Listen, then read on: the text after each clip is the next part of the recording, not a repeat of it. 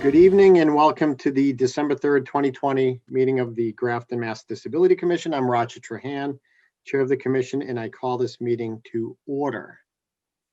As a preliminary matter, please permit me to confirm that all members and persons anticipated on the agenda are present and can hear me. Okay, hold on. Okay. Jen Pearson. Pearson present. All right. Christy Proctor said she may not be here because she's up in Maine. Daryl Reining is unable to make it tonight. Matthew Often is here. All right. Catherine Dorr. I'm here. All right. Melissa Lackey. Yes, I'm having some problems, but I'm trying to adjust some things over here. Okay. I'll take that as a here. Jen It is. Anderson. Anderson present. All right. Jen Anderson is the Recreation Department Director. Okay. So before I proceed, Missy, with your technical challenges right now, is this precluding you from taking the minutes right now?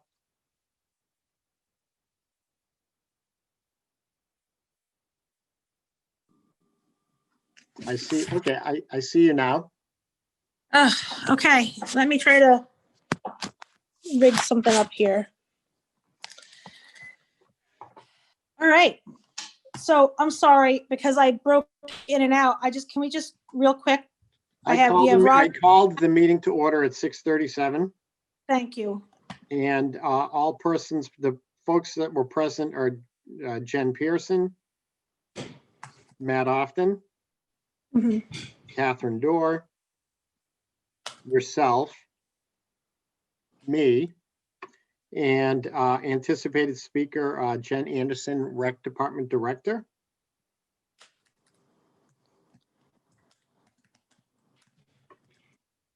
Okay. All right, and I'll proceed with the remote meeting introduction.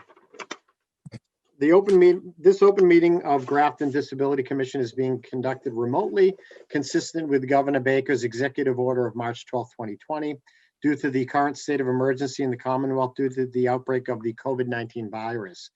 In order to mitigate the transmission of the COVID-19 virus, we have been advised and directed by the Commonwealth to suspend public gatherings, and as such, the governor's order suspends the requirements of the open meeting law to have all meetings in a publicly accessible physical location.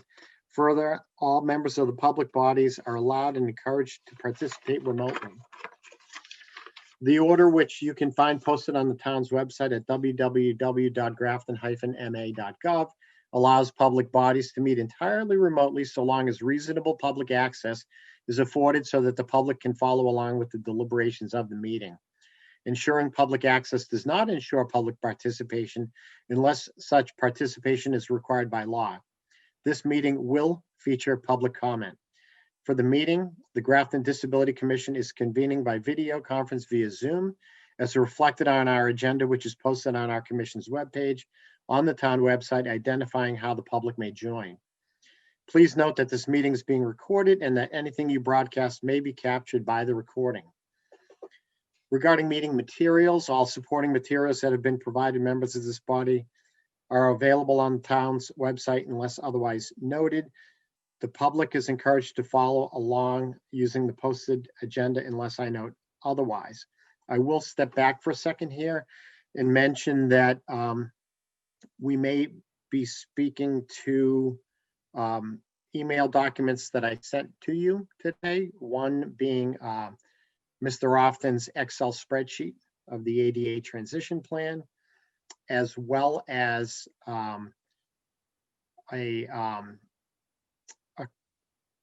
complaint by Mr. Scott Ricker regarding Mike's Mobile. And the other thing that isn't part of a packet that I created was Grafton Land Trust's letter that they received dated November 25th from the Mass Architectural Access Board. Just wanted to, that those are not posted on the web, our webpage. Meeting business ground rules. We are now turning to the first item on the agenda, but before doing so, permit me to cover some ground rules for effective and clear conduct of our business and to ensure accurate meeting minutes. I will introduce each speaker on the agenda.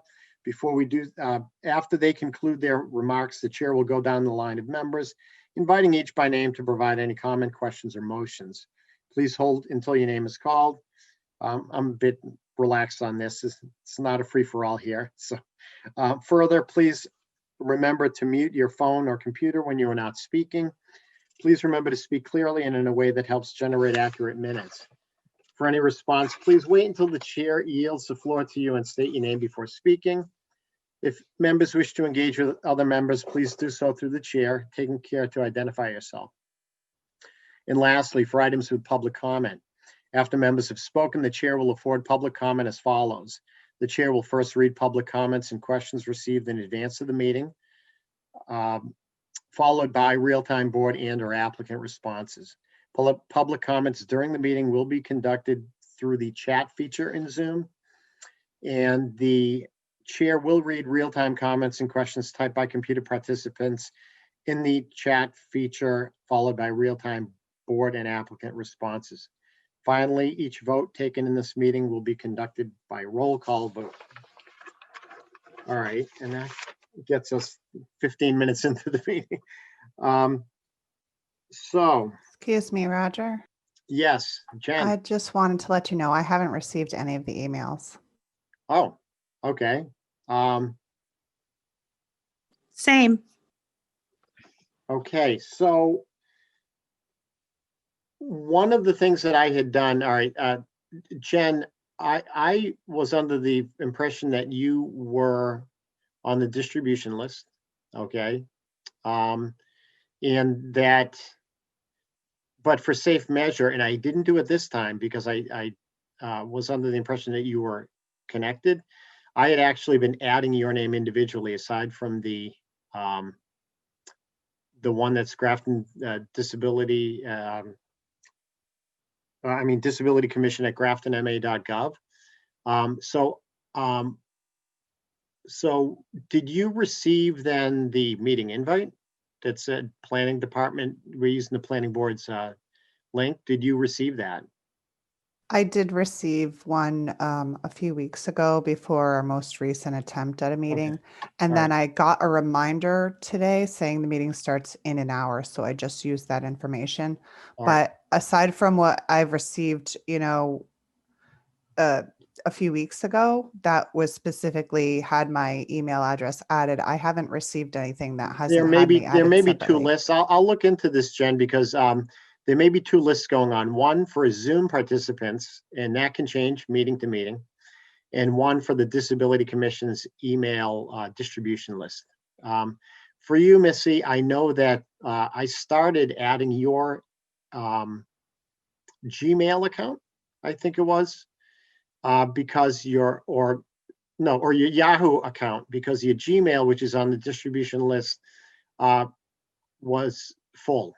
Is that still full, Missy? You need to unmute. No, I'm okay now. Like, you can send there. So which is your primary address?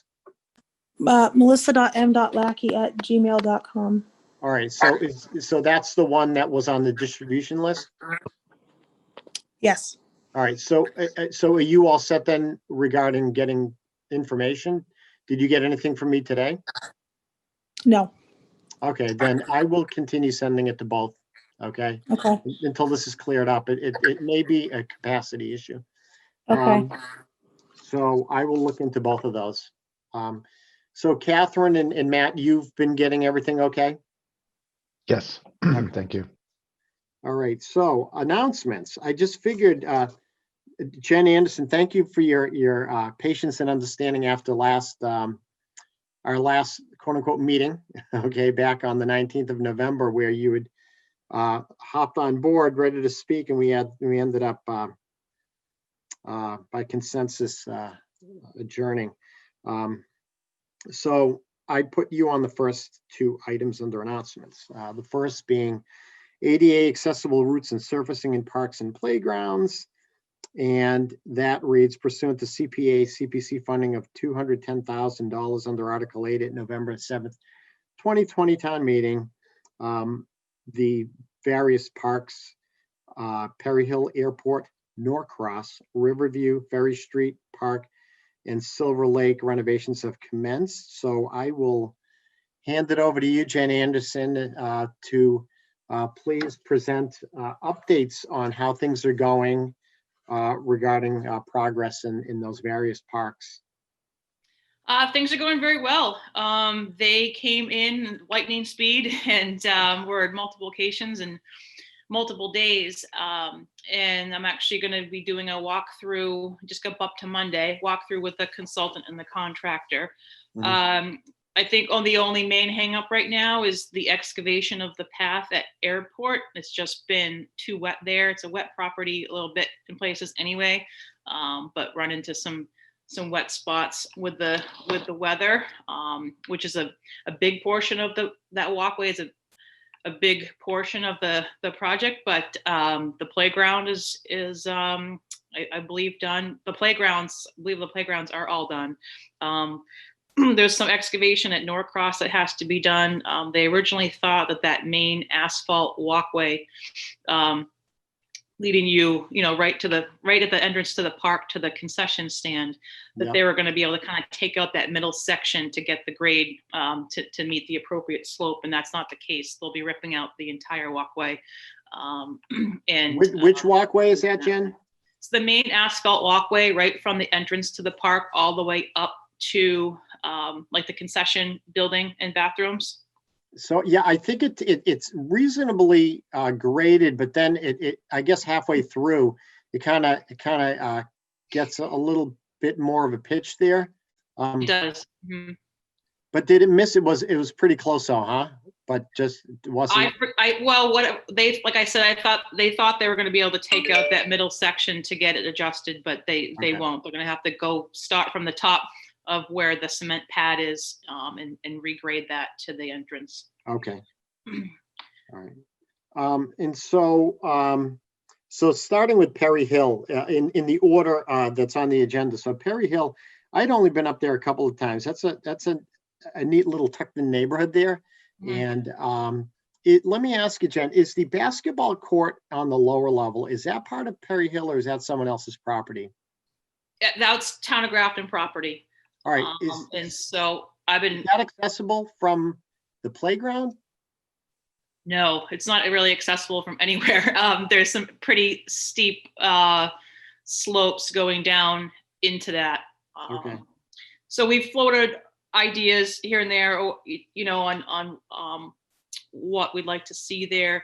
The plan was in the spring to do, a community forum, really in that neighborhood to see what their preferences were.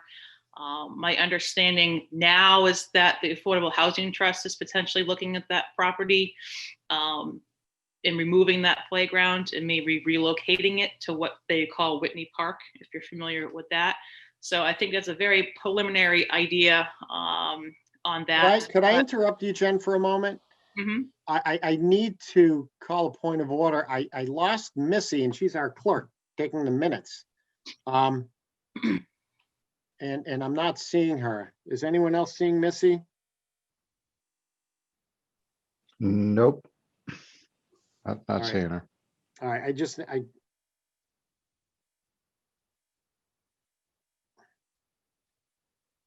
sorry about that, Jen.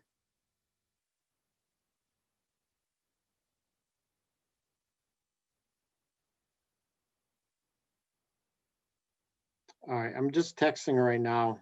I'm texting her that I guess I'll resume minutes in the meantime. I have a flat surface here. So Perry Hill is complete, you're saying, but the basketball court's not accessible, but you're saying that the Affordable Housing Trust may be eyeing that? That's my understanding, yes. Okay. All right. And is there like the curb cuts, is everything okay for someone to park on the street and then access the Perry Hill Park, the No, playground? the curb cut into the playground itself still needs to happen. All right, is that part of this project? Yes, it is. Okay, awesome. All right. And so the curb cuts need to be done. Is there paving that needs to be done? There may be just to complete that connection between the curb cut and the mats that have been, installed in the playground. But that's part of what I think the walkthrough will consist of on Monday. Okay. All right.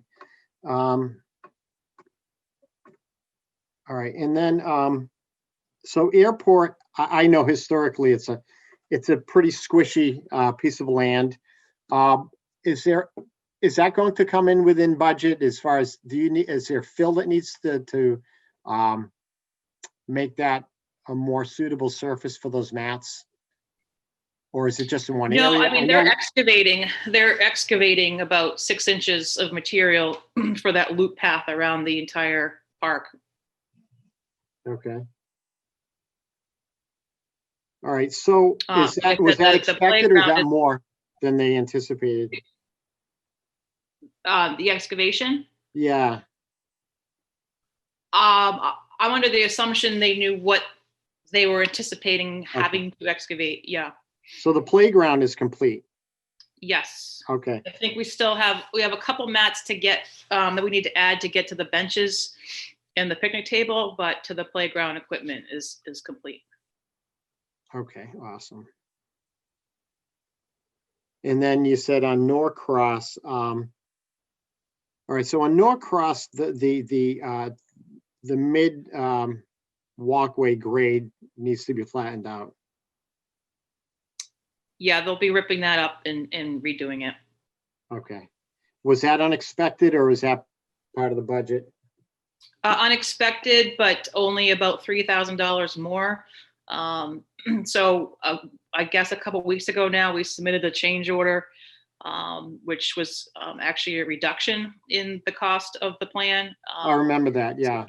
Even with this change order that we'll be submitting, we're still less than what we originally contracted with them for. Awesome. And then on Norcross, so there needs to be additional, is that after the walkway is put in, are things going to go sideways to the basketball court and the other planned areas that were either going, I don't know if it was more asphalt or more mats? It's going to be more mats that would go to the basketball court and the bench. They have installed the mats that go from the cement pad at the concession stand all Yep. the way back to the batting cage. Yep. Being the nerd that I am, I kind of drove around town, and then actually Norcross is within walking distance of my house on Old Upton Road. It's a nice jaunt. And if I could ask about, I don't know if this was expected on the plans, but when I am facing,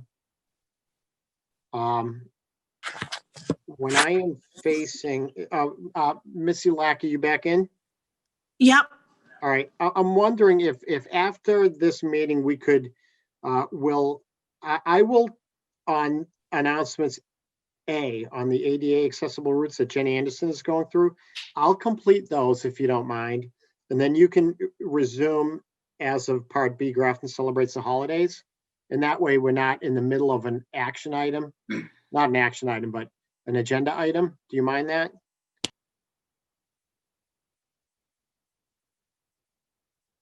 I can't hear you. This is not my night. What I'm gonna do is I'm gonna make a note that I'm picking it up from item B. Yes, 1B. All right, and so I will feed you the notes on item 1A. And so Yeah. Missy, Jen Anderson spoke of Perry Hill Airport, and now she's discussing Norcross, which she discussed earlier. And so I had actually walked back there a few days ago, and at that time, it didn't look like all the mats were bound together. So I don't know if they had just been laid down but not yet bound. Correct. Yep.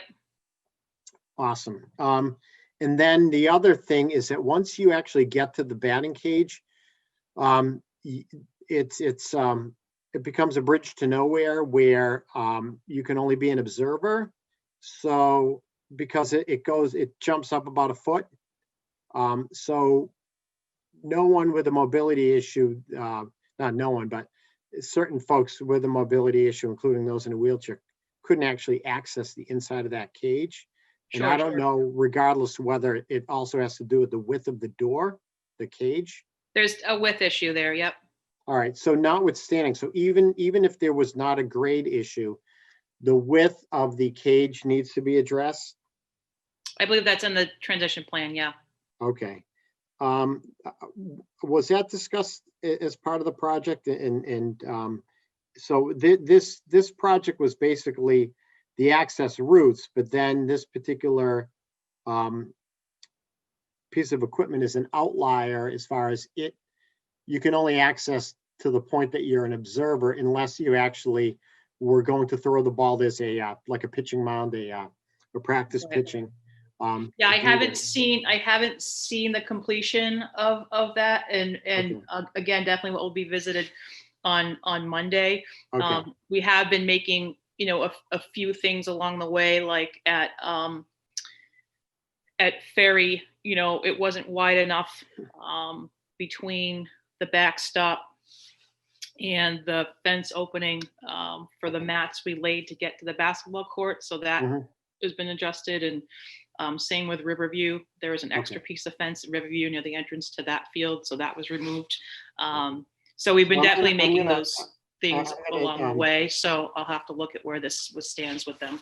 Okay, cool. Good, So no you're saying problems. that you're doing a run through on Monday. All right. So the other question I had is, and I don't know if this is part of the plan, Jen, but when the accessible spaces are actually, there's 2 van accessible spaces that are opposite the entrance to the play area, Mhm. but it looks like there is an access aisle painted in front of the entrance or adjacent to the gate to the playground that would otherwise be an accessible space, but it's not marked as such.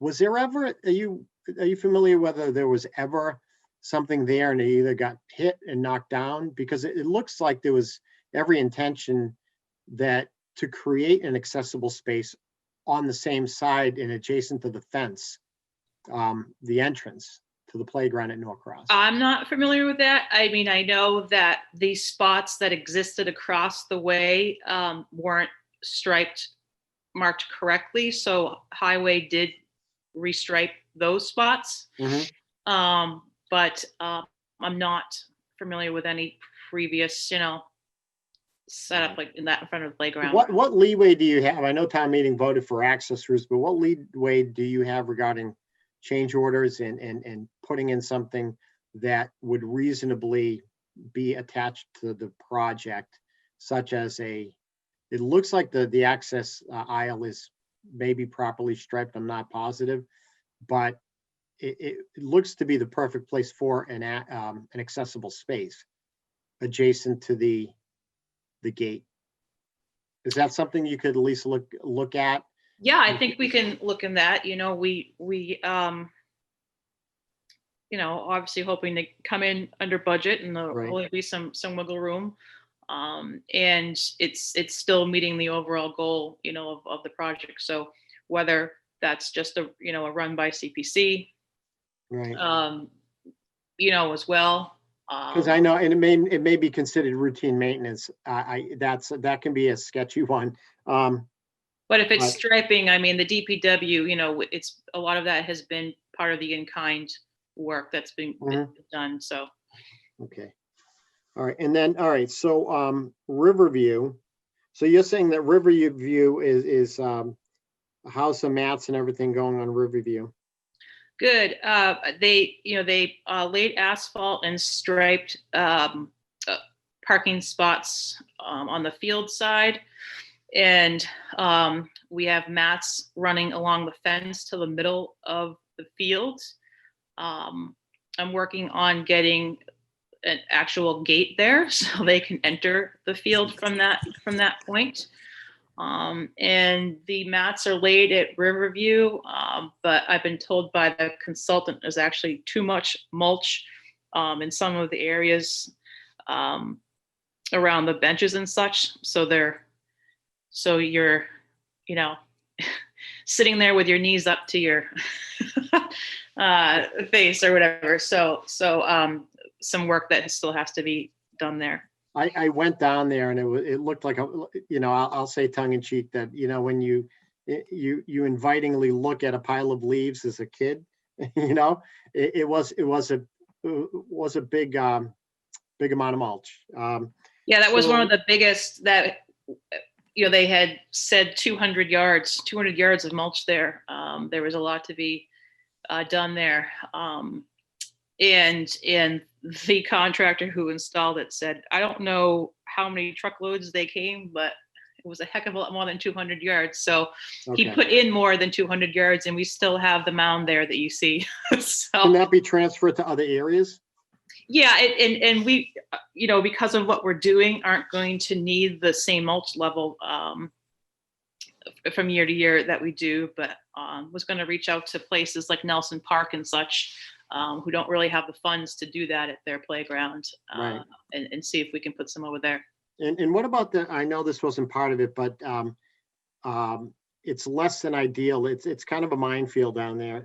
It seems less than ideal when you do get out of your vehicle, that if you do have a mobility issue and you're parking in one of those two spots that are to the left and closest to the field, and then traversing across what is like a dirt road. So are there any accessible spaces adjacent to the playground itself on the opposite side of where you put in the new spaces to the left? There's not, and I talked about that with the contractor and how, what do we need to do, if anything, to get from A to B. The transition plan didn't state that from my Right. understanding, which I thought was a little, I don't know, but and I don't know how you'd necessarily do it. So if you have suggestions, they're welcome. And I don't know what the budget was, but it looked like they raised that area to put in those spaces. They sort of graded it in a way that, and groomed it and brought in material to then lay down asphalt. I could be mistaken, and I don't know how much that costs, but we can tackle that later. As far as Ferry Street, the mats are laid down. They're laid down. So there's two sections of mats, really. One is up towards, that's going from the end of the parking lot towards the batting cage, basketball, tennis court area. Yep. And then from the bleachers on the beginning of the lot through the playground, restrooms, concession stand, bleachers, and still has to go down to the dugout. Okay. Of that other field. All right. So there's some mat work to be done. Yes. Yeah, we got to excavate a little. For a set of those bleachers so that's not on the hill. So it's level and up to those mats. Okay. We obviously not part of this project, but I think we're going to be able to do it as well as to get that ramp in for the bathrooms. Okay. And yeah, good there. So you're putting in a ramp? It was not part of the scope of this project, but I think we're going to either be able to add it or we would do it separately. Okay. We've been having same with the ramps that we have to put in at Silver Lake for some places. We just haven't been able to find a contractor who will do it. So Okay. that's been part of the holdup on it. All right. And so you've been working, I know that we had prior conversations about this, sort of, for lack of a better term, the jurisdiction between Parks and Rec and what you do and what you oversee versus the maintenance of the the non-play surfaces or routes. Mhm. So is that relationship working smoothly? So that we're not getting a sort of patchwork of stuff that's done and not done, or? I guess I'm not sure of what the question you're asking. If you No, in repeat- other words, looking at this project as a whole, when this is completed, do you see that the working relationship is that the lines of communication are open and that the resources are there, that the Parks and Rec are working together rather than, well, that's your side of the fence, or no, that's my side of the fence? Oh God, no, they're not like that at all. I mean, the only separation really just comes down to it financially. Okay. Who has to be financially responsible for the playground, which is Rec. But they do whatever I need them to do in Awesome. the playgrounds and the parks. Yeah. Awesome. Silver Lake Beach, I was there and it's looking good. So share with the group about Silver Lake. Yeah. So they laid asphalt to get the accessible spaces in there, and the asphalt they regraded and laid asphalt. So you can go from those parking spaces to the beach area. Some work still needs to be done on laying the access mats, which is a beach type mat that we actually originally had there before it's asphalted, but we'll be running it. So there's pathways to go to the showers, the concession stand, the restroom, the pavilion, and the water. Okay. Let me ask you this.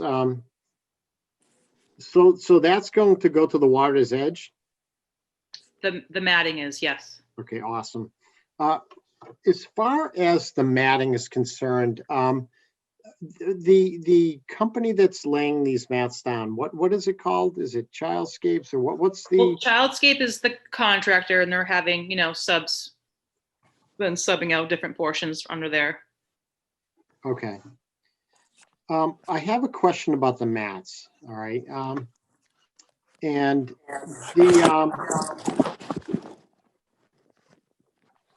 but before I do so, unless I'm not paying attention, did anyone have any questions for Jen at this point? I don't want to be hogging the conversation. Okay. Let me back up a second. So because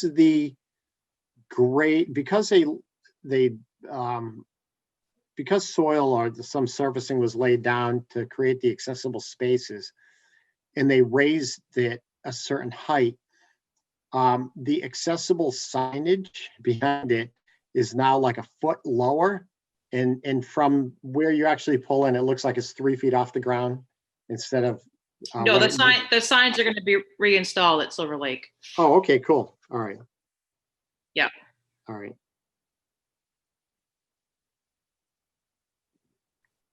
It kind of looked comical. It was like, when I pulled in, I was like, all right. They were already really, really short. Yeah. Anyway, obviously with this weird setup it was in. So, Mhm. yeah, that's on the list. Okay, awesome.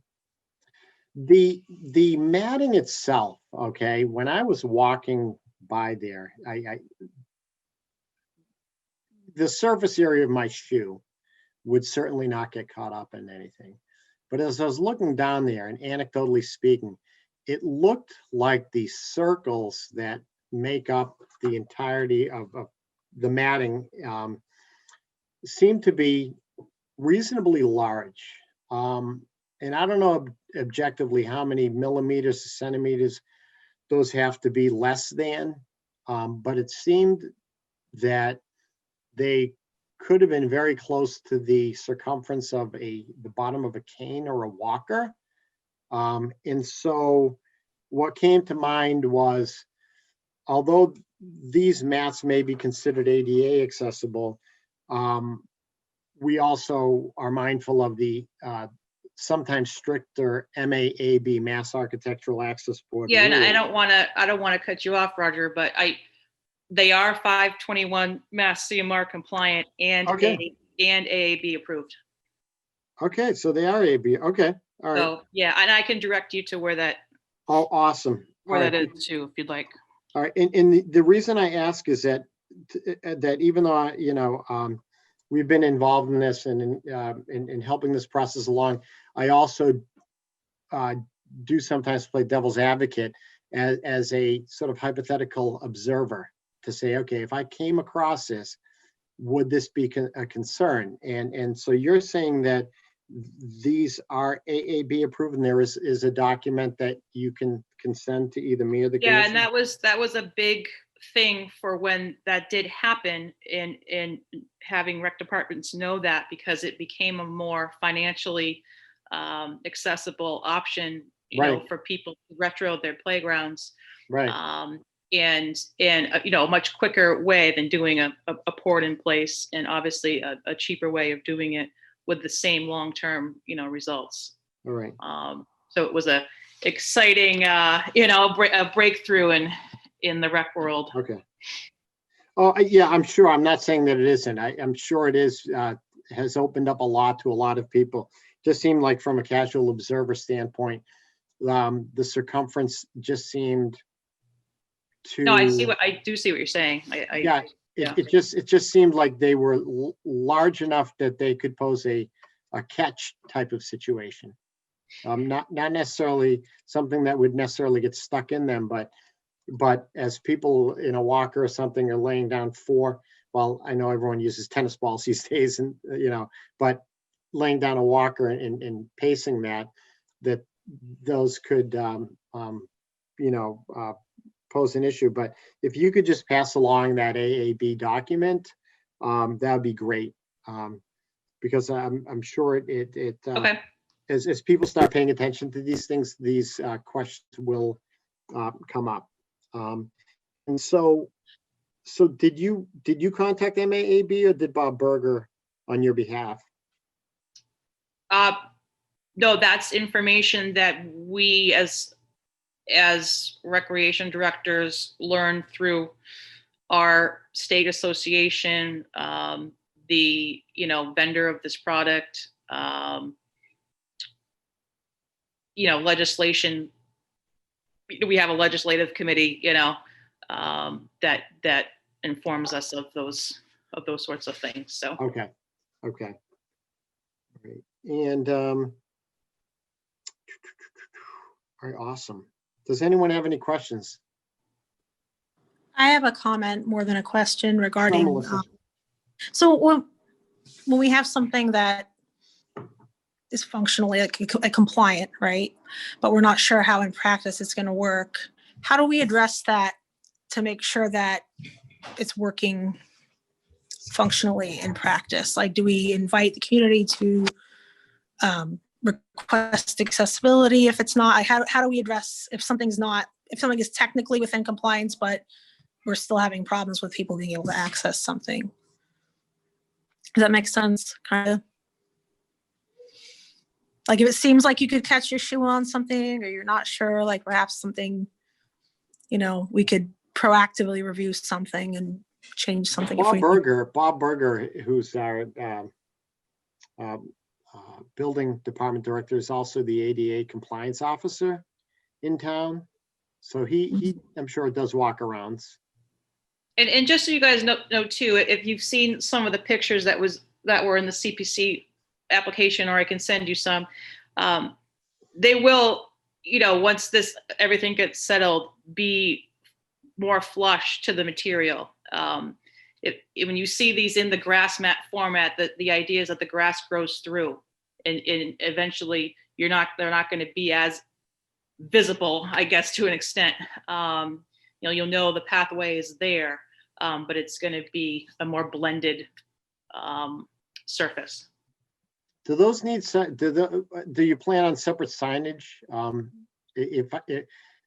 I run into one of the gentlemen at Riverview, and he had mentioned that very thing about about grass growing through. And I said, at what point does it become, do you have to mow it? Is there a point where someone would not even realize it was an accessible path? So how do you identify when you are now addressing the aesthetics where the grass has grown through? Does it ever get to a point where it would then require signage to call attention to that area actually being an accessible route? I don't know. I do not know that. Okay. It's just something to think about because it may blend in too much. Yeah, I mean, the mats, I mean, what I think is the main idea and how they're set up is that they're coming right out of the opening of Okay, a parking lot or a park. So, right. you know, at Riverview, it's the only way to access the field coming right off that handicap spot. Right. At Ferry, it's coming right out of that gate on either side, you know, so you're starting down that route on that surface no matter what. And it may get enough foot traffic where, or wheel traffic, that it gets kind of flattened out anyway.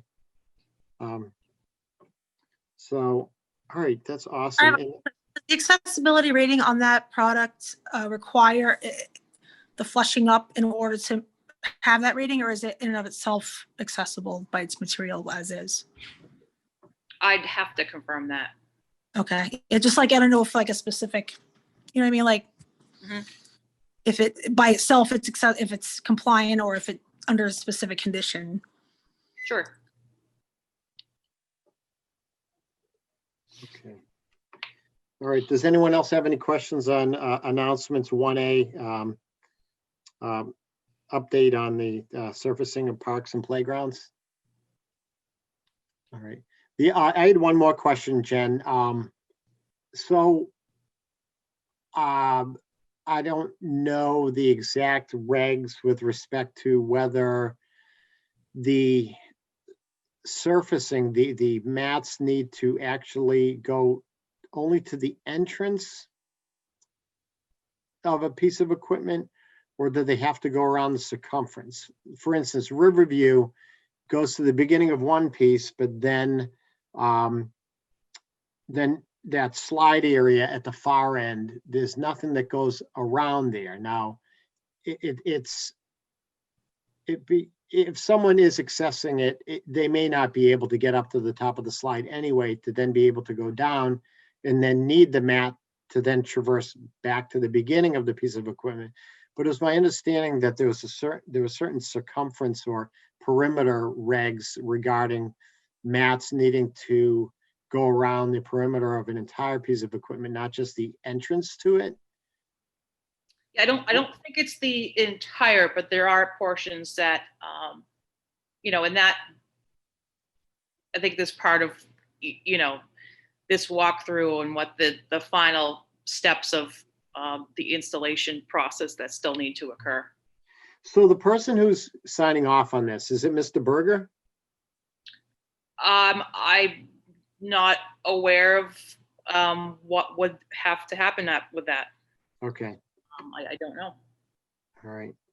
That was my understanding that, you know, regarding buildings and projects, that he would be the person and who would eventually sign off on the completeness of this and whether Yeah, I or mean, that's not. what our consultant is doing. Okay. That would be the big portion of what the consultant is doing. Who's the consultant again on this? It's Playground Inspections, I think is her company out of Brewster. Okay, So she's coming up here on Monday again too. So okay. Awesome. All right, excellent. Questions that Anyone we- else have any questions for Jen before we moved on to Grafton Celebrates the Holidays? I just thought, should we make a list of questions and just shoot them off to Jen in an email so we don't, because we gave her like 3 or 4 questions, I think.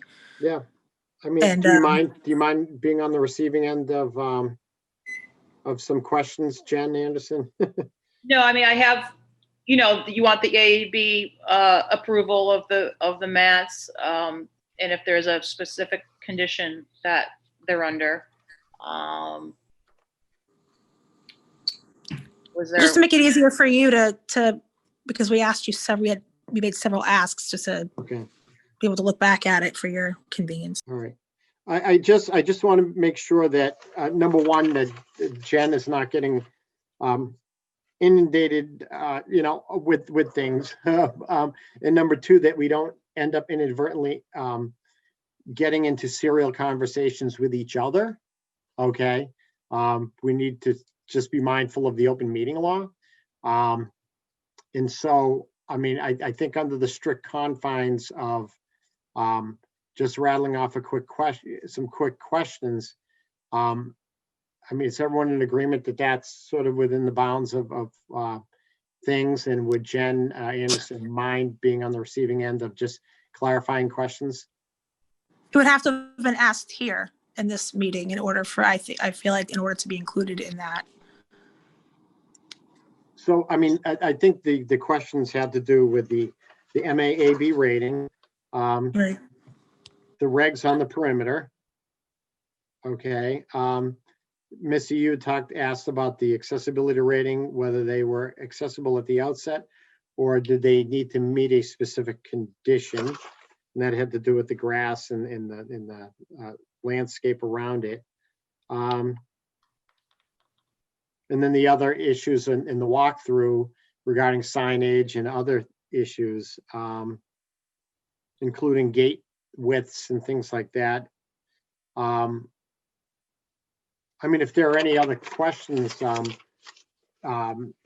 would you object, Jen, to being on the receiving end of an off question here and there if someone thinks of something after the meeting?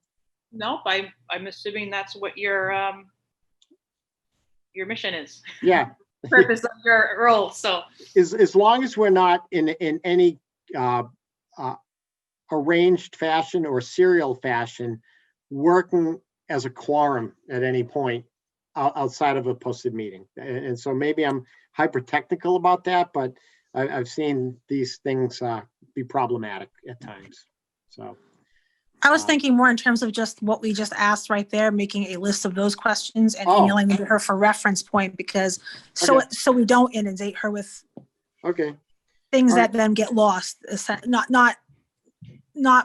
asking additional questions All right. necessarily. So then, since I did this section of the minutes, is everyone in agreement that I'll provide a summary to Jen regarding these things? Not that we don't trust, Jen, that you're writing this stuff down, but just to sort of, at least summarize that's an understanding. That's all. Okay. All right, cool. Sure. All right, any other questions for Jen on the accessible routes? All right, so 1B, Missy, you're taking the minutes again. Are you there? All right, Jen Anderson, Grafton celebrates the holidays 2020. yeah, I mean, everything really came to light very quickly, very late. For a while, we only had, a couple different things going on, and then at the last minute, a few more people jumped on board. So because, we weren't going to try to task these businesses with any more expenses, and they already had to deal with. We thought it was going to be a small little fair, and so we've had more jump on. So everything is basically really drive-through. So due to the last minuteness of the people who joined on board without us really, well, I did reach out a few times to our normal businesses to see with some ideas, but and everything being drive-through, I didn't really, go further than that to try to, I guess, see what other accessible options there were. Everything is outdoor, curbside, drive-through type setup. And so, not, thinking that there wouldn't be any other issues. Right. Yeah, yeah, I think that it's just a unique situation where it may be perhaps more accessible because it is all pretty much outdoors. Are there indoor venues? What are the indoor venues? The only indoor venue is really Grafton TV. Okay. They're still conducting their opportunity to make a video on their green screen. Mhm. But I mean, that facility and that parking lot, I think is all pretty accessible. Yeah, we- having traversed that whole area, and also I think it actually one up needed to be actually got more scrutiny because it was actually an early voting location. Was it last year or this year? No, during the primaries, right? September. So yeah, I haven't been aware of any accessibility issues. I think that they did a good job actually at creating some really wide open spaces and turn radiuses, Right. just from from a casual observation standpoint. So that, yeah, I think most people would agree if they went around all the different venues in town for Grafton Celebrates the Holidays, they would find the new GCTV studio. And kudos to Bob DeToma and his crew, who do an incredible job at welcoming everyone into that space. And they do an awesome stand-up service to the town. So Yeah, I'm really happy with all the people who came on board to partake in this. I wasn't expecting businesses to really be taking on, the giving things away. I was trying to help promote them and encourage, the supporting small businesses. But we have a dozen or so stops for people to enjoy and drive through, set up to see Santa. So it will still be doing that, and have some lights on the common for people to be able to view, but obviously not having a official in-person tree lighting gathering, but some light up there and some hope for people to enjoy. okay. And so you said there's about a dozen stops? Yes. So where would they be on the rec department website, or is there a printed version of anything? There is not a printed version of everything. Okay. Everything got turned around within about 5 days. Oh, wow. It Okay. didn't launch till about November 20th or 21st. Okay. All right. So it's on graftonrec.com. To make it a little more direct, I did create a tinyurl.com/GCTH2020. Mm-hmm. And that gets you directly to the brochure. Mm-hmm. And so the brochure has a little intro. We have some ads from the businesses and each of the stops descriptions, from Apple Tree Arts to the Historical Society, the library, Bushel and Peck, Congress Insurance, JCSI.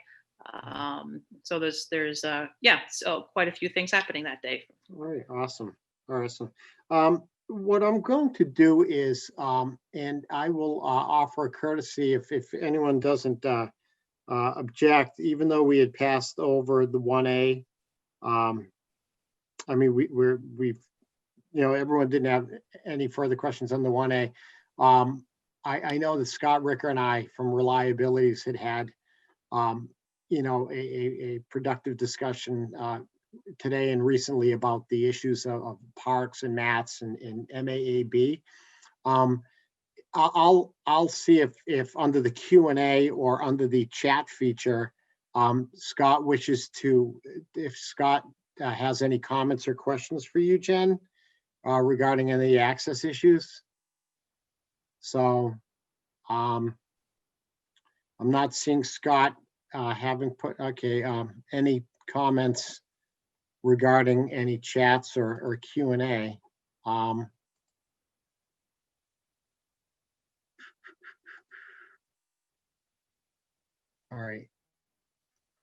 right. Then I will move on. I know that Scott was going to offer the courtesy to talk if he had any questions, because he's, been paying probably a lot more attention than the average person to these issues. All right. So any other questions regarding Grafton celebrates the holidays other than a huge thank you, Jen, and to the Grafton community and businesses. It's amazing during tough times how people are, you think people are going to hold back from generosity, then everyone just kind of comes out of the woodwork and kind of makes it happen in the way that is sort of the new normal, so to speak. So, I just got to give you and all your team and the community in general and the business community hats off. That everyone just kind of makes it happen. So Yeah, no, thank you. Definitely agreed. Very welcoming to see who's come on board and what everyone is doing for the holiday and supporting each other in the small business world. yeah. Anyone else have any questions for Jen or any comments? I have a comment. All right. In terms of next year, I know we're kind of jumping ahead a little bit, but I feel like we have an opportunity now to plan for some of the things that we may have liked to have done this year had we been able to predict we would be even having this event at all. Things that we talked about and then tabled because we assumed this wouldn't be even happening. How do we initiate that between now and then so that we have enough time? Jen, how would you like to see that play out? Yeah, it's definitely gonna. I mean, Kristen sent me a whole bunch of information on how to, better note or include or, how to ask these locations, to include some of the language and get some of the answers we'd like to see for this. So I definitely have a lot from her to be able to use going forward. Awesome. Yeah, I know. And for those of you who don't know, when she's referring to Kristen, formally it's Christy Proctor, and so yeah, I think she had like a 7 or 8 item or 9 item questionnaire. Was that? Am I accurate about that, Jen? You there, Jen Anderson? Did we lose Jen Anderson? Oh, okay. Hold on a second. We lost Jen Anderson. Okay. I'm seeing 2 attendees, but one's not Jen. All right. If she comes back on board, we'll just have her. I'll promote her to a panelist. All right. So I guess moving on. This was a continuation of a prior agenda item, item 1C. Missy Lackey, you're still there, right? I am. Oh, okay. I just want to make sure. I'm paying close attention to you because you're the one taking minutes. So Yeah, don't want to lose you. I have no way to hold my phone, so I have to put it down. So I figure you don't want to look at my ceiling. Okay. So Mass Office, all right, so 1C, Mass Office on Disabilities Disability Summit, originally scheduled for 10/29/2020, has been postponed.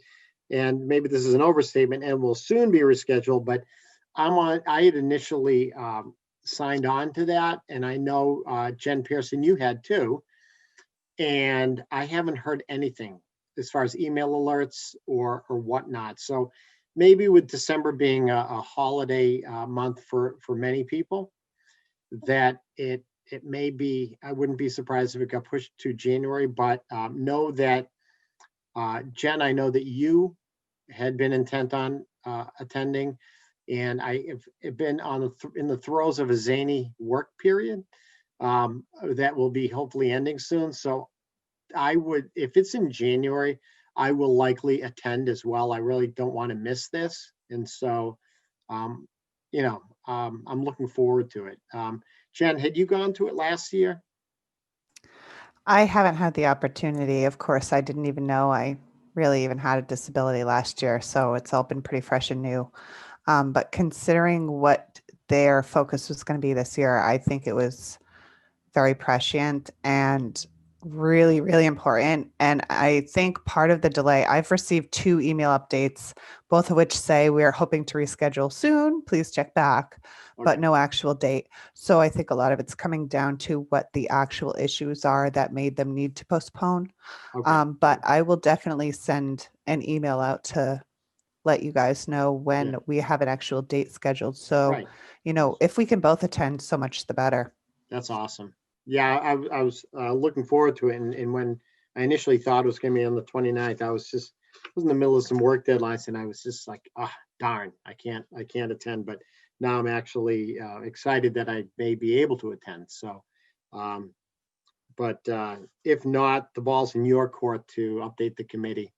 As far as any other announcements, I'm going to just make a quick announcement. I had received at 5:52 today, many of you may have received the same mass.gov alert. COVID-19 is spreading in your city or town. Protect your loved ones. Wear a mask, wash hands, keep your distance, avoid groups. And so mass.gov/stop COVID-19. I guess there's been like a couple dozen, like right out of the gate, positives this past week in Grafton, and it's just spreading everywhere. So the mass.gov/stop COVID-19 is what they is the website that the governor's alert. You can actually sign up for alerts if you don't already have them. You'll occasionally get all these different alerts regarding floods and storms and things like that. But this is one that I'm seeing more of is COVID-19 resources. Does anyone else have any announcements related to anything that would be of interest to the committee or general public? All right, so, all right, moving on to item 2, Grafton ADA self-eval and transition plan. Subcommittee update, Catherine and Matt, breakdown of Grafton's ADA self-eval and transition plan. Shortly after our non-meeting of November 19th, Matt had sent the Excel spreadsheet that he had discussed earlier that breaks down and puts it in that greater format for tracking. Matt, thank you for your technical expertise. Catherine, thank you for taking on this task of you and Matt working together to really operationalize and categorize things. As far as, so I really don't know what's next. From a technical standpoint, I don't know how you post an Excel sheet. Any other format, it becomes too small to read. So I don't know, Catherine and Matt or anyone else, how you sort of post a readable document that requires like scrolling and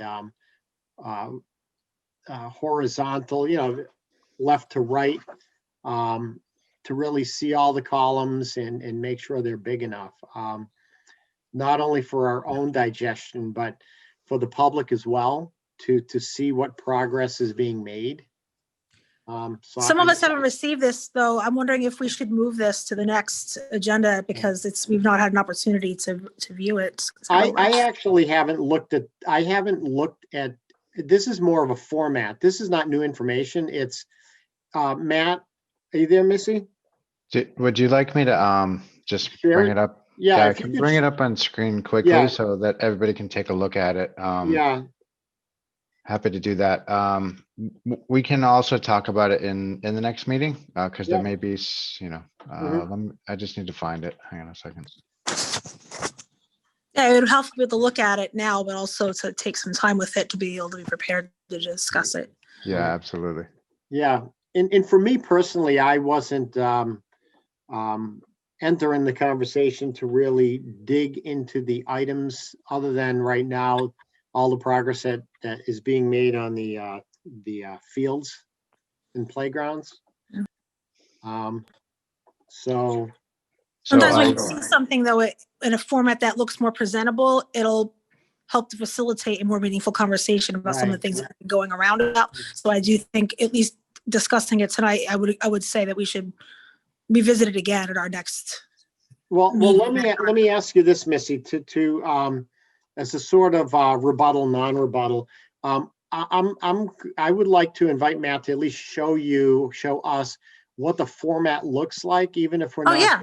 even if we're not getting into the discussion of the items. I would say that for every meeting that we've had since the inception of this commission as reconstituted as of last August, meaning August of 19, that the hyperlink to the ADA self-eval is a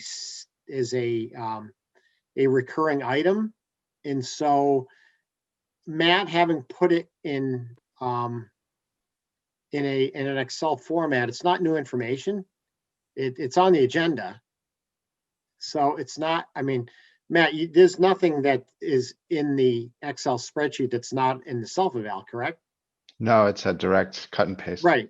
So so Missy, in reply to your comment, this self-eval has been a standing agenda item every single meeting we've had as a group. I think she's just, I don't want to speak on her behalf, but Right. what I heard was she was just saying she wants to Okay. look at it herself. Okay. And right. have some time before we sort of conclude the That's discussion. fine.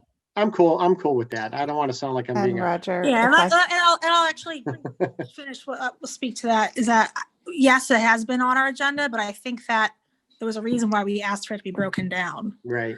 So Yeah. I think that having the benefit of all of us seeing that breakdown, it's not Right. like it's new information, but why did we ask to do that in the first place? Because Right, it was right. a very abstract Right. and lengthy presentation that needed to be Right. maybe made, so I I'm just agree. saying that I want I- to talk about it. We can Yeah. talk about it tonight, but I want to talk about it again after Right. we've seen it. And I think Matt's term was all of us. monolithic. It's a monolithic document. Yeah, I it's like, it's the kind of document that I hate to get from consultants. And actually, I was talking with Rob Aberg out on a land trust visit to one of our properties, and he was talking about how they've had similar issues, and actually gave me a great idea that, when we write these contracts, we should be very specific about the format of the data that we're going to receive for exactly this reason. Right. So we want it in a database or a spreadsheet or something that is actually functional for helping us track progress. Because Right. that's the whole point of the plan, is to do some work. And Right. the most important part of it is actually tracking the progress against Right. what's been called out as things that need to be remediated. Right. Roger, you need to enable me to present. Oh, okay. And how the heck do I do that? I'm guessing maybe you could right click on me. Okay, so well, there's some dots on the top right next to mute, and there's make host, no. Forbid record, remove, put on hold. Hold on, right click. Right clicking actually does the same as those little three dots. The options are mute, stop video, rename, pin video, stop spotlight video, make host, forbid record, remove, put on hold. So when I try to present, it tells me that presenting is disabled. All right, hold on a second. So maybe it's just not an option. Hold on, I'm looking that off. Okay, wait, more. No, when I go on the panelist pane, it gives me the same options as far as making host, change role to attendee, forbid record, rename. And so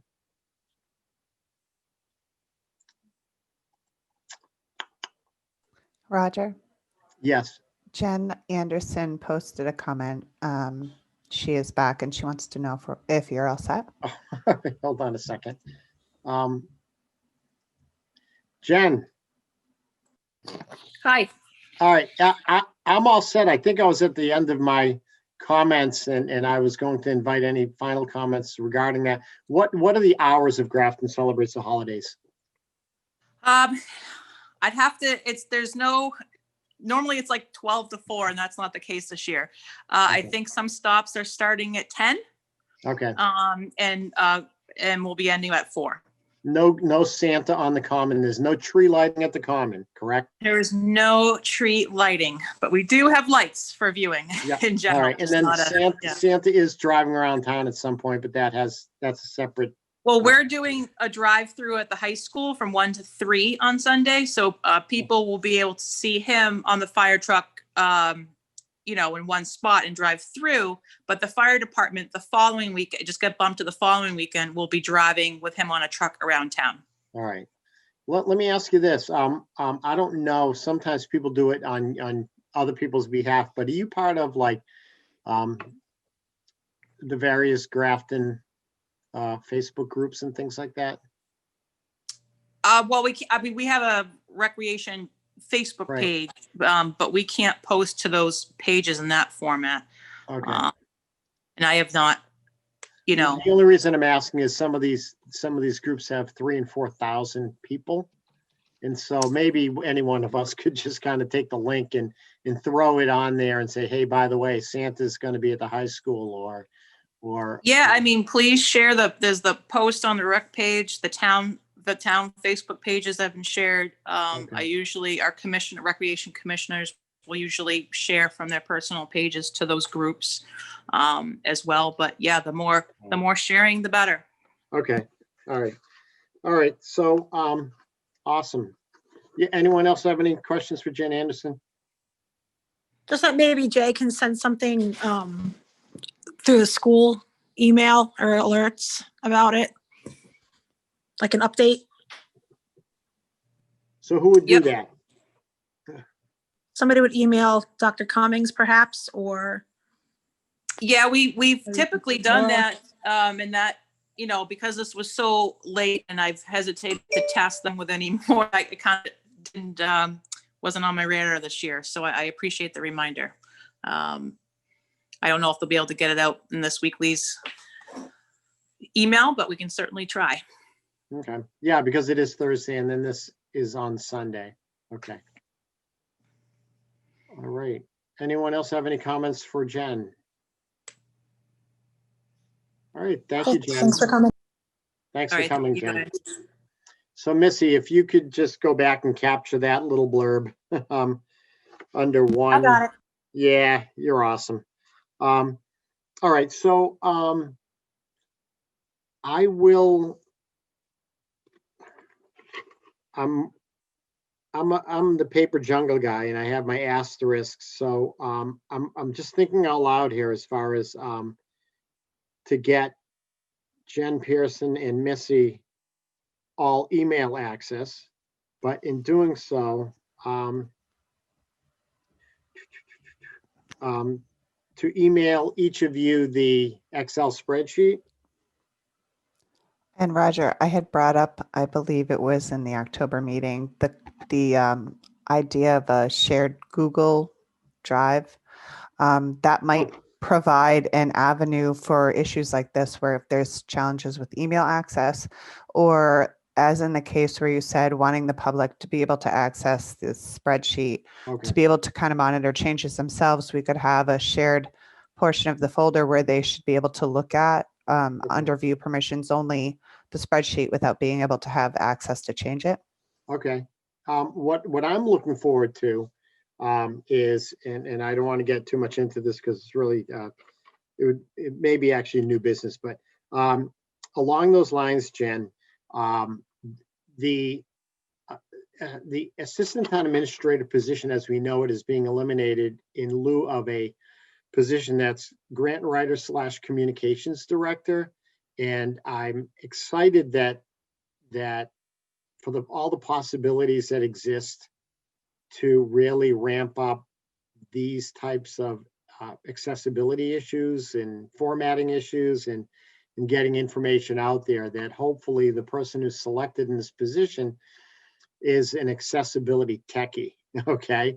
And we can really not inundate them on their first day, maybe their second day of work, to really build a strong rapport with that individual as far as bringing them up to speed on the issues that exist regarding the website and what resources we can really move forward with on our web page. So Can we well, move that? It's just because I feel like I'm not gonna know where to put it if we can. what was that, Miss? Can we just, if we're gonna talk about this, can we move it over to new business? Because I have some questions. Sure. In terms of what Jen said, I have some Okay. housekeeping concerns, like things I like that we talked about, maybe. Okay, all right, then we can move that. We We move can it move into that to that. new business. I can bring it up again on the new business and just, yeah, I kind of sidetracked the conversation. So knowing that, that Matt cannot, I don't know where on here I could, there's more, I'm not seeing where there's share screen. No, that's for me to share my screen. So why don't you try making me a host and maybe that Okay. will allow me to share. Yeah, that, okay. All right. Oh, okay, all right.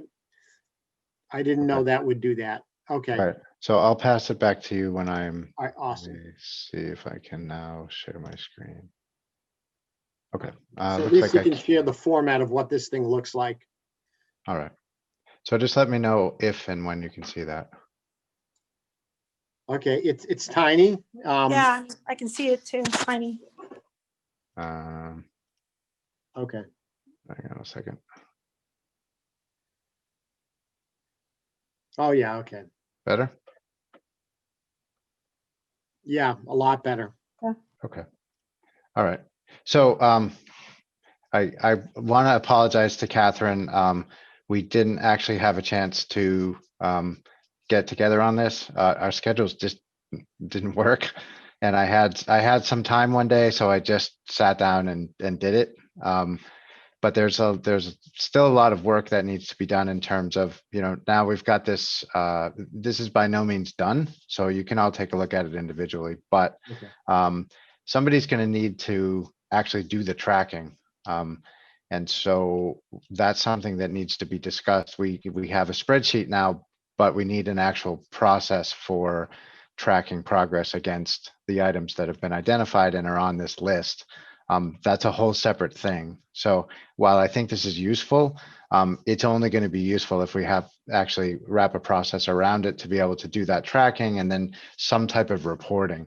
So all those things that everybody's talking about with getting the public access and making this accessible in a format that people can see and read and understand and all that, that's a kind of a whole separate thing. But what I did was I just took the facility name. So let's see, we can, I guess I can't do that. Hang on a sec.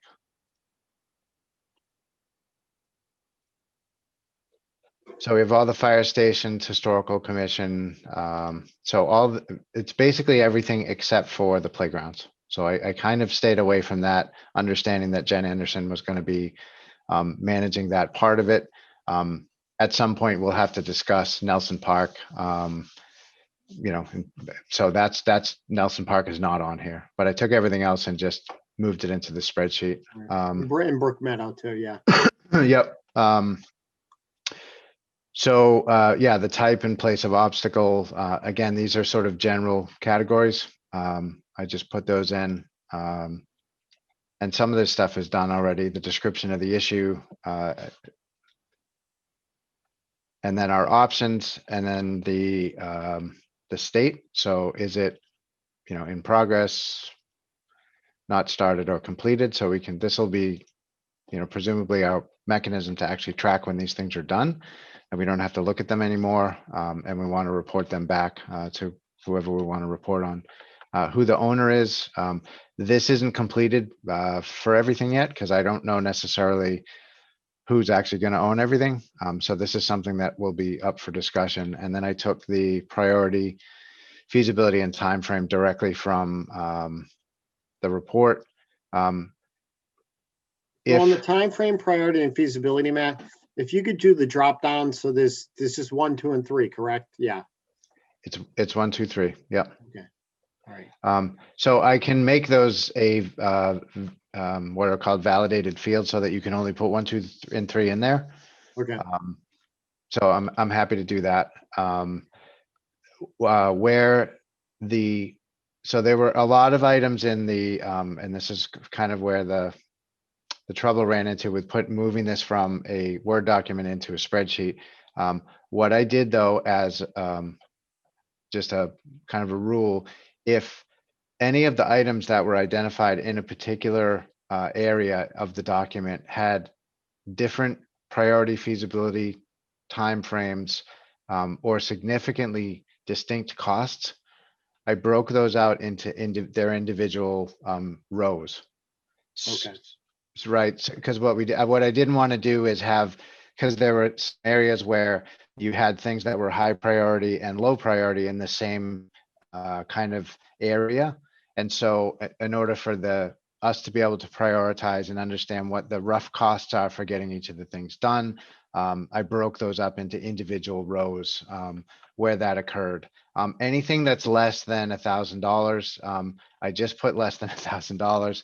I didn't want to track because there was a lot of things where light switches and signage and things like that were all grouped together that in aggregate were all less than $1,000, and right, it just would have taken me another 2 hours to articulate all of those individually. right, So, right, okay, and then I put a notes field in based on somebody's recommendation in the last meeting in case we want to, for example, I'm in discussions about the ramps that are going into the municipal center, and Bob Berger's plan for those ramps is slightly different than what's described in the plan. So we can put notes in to essentially put information in like that, and then a photo reference. So that's it. It's long. It's I have a quick question for you, Matt. yeah. If there's, is there a place there where if there's a grant that's been applied for specifically or whatever, in that notes section, would that be the appropriate place to notate that, like note that, like what's the status of that request, whatever it is, like, do we have a section for that? funding this- mechanism, you're saying? Yeah, Well, like, just like if somebody has applied for a grant to fix something and they're waiting on that, like what, or like if there's a grant that has to be applied for by a certain date, like any information regarding that process, would it be helpful to have a field to kind of keep track of that? Like, oh, like they're waiting to hear back by a certain date on this, or they have to apply by a certain date for that. You know what I mean? Like, is there somewhere way to keep track of those processes? I guess. We could I definitely think it'd be use helpful to notes do for that. Like the school department's doing that right now, like where they're applying for a grant to do theirs, right? So like we could add them in and say, okay, well, they're pending a grant or something, just as an example, like just to kind of keep track of like what, you know, because that's kind of an important, and that Part of could, this, I think. that, I think that's a really good idea, Missy. I'm wondering if that could come under like a funding mechanism where you could say, okay, in process with CIPC, or, you know, some type of capital or internal staff, existing budgets. And then within that could be, you know, possible grant or grants in process, or any type of funding that's in process, and maybe have grants fall under funding. yeah, something where we could look at it at a glance and say, okay, like we know that this is, in terms of prioritizing something, we're not going to hear anything back on this until this month because this hasn't come through yet, and they're not going to know until then. Just to kind of help us visually prioritize things like a separate field or within funding, however you want to organize it. I just think it's important that that information is included on that in terms of what we're trying to organize and accomplish here, I think. And I think my impression of the way this document reads is that it's essentially like a visual tool to help us and anyone else who reads it, with like a strategic long-term plan on how to mitigate these problems, right? It's not new information, but it's just to kind of try to take a giant bite and break it down. More Yeah, or less the so- same information and to be able to use it in a more fluid way. Exactly. So, for example, we could say we want to look at everything that is not started. That, let's see. That's priority one.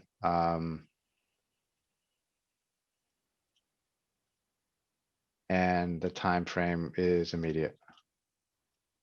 And that would get that presumably, right? Anything that's priority one, and feasibility two, this would be our immediate hit list of all things that we should be able to just say, look, and we can see the costs are all really low for this stuff. So this has all been not started.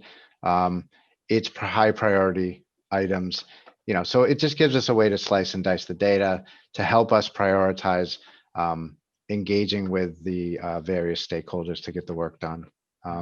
I didn't envision this originally as anything that we would really expose to the public. To me, this was just an internal working document for us to track progress.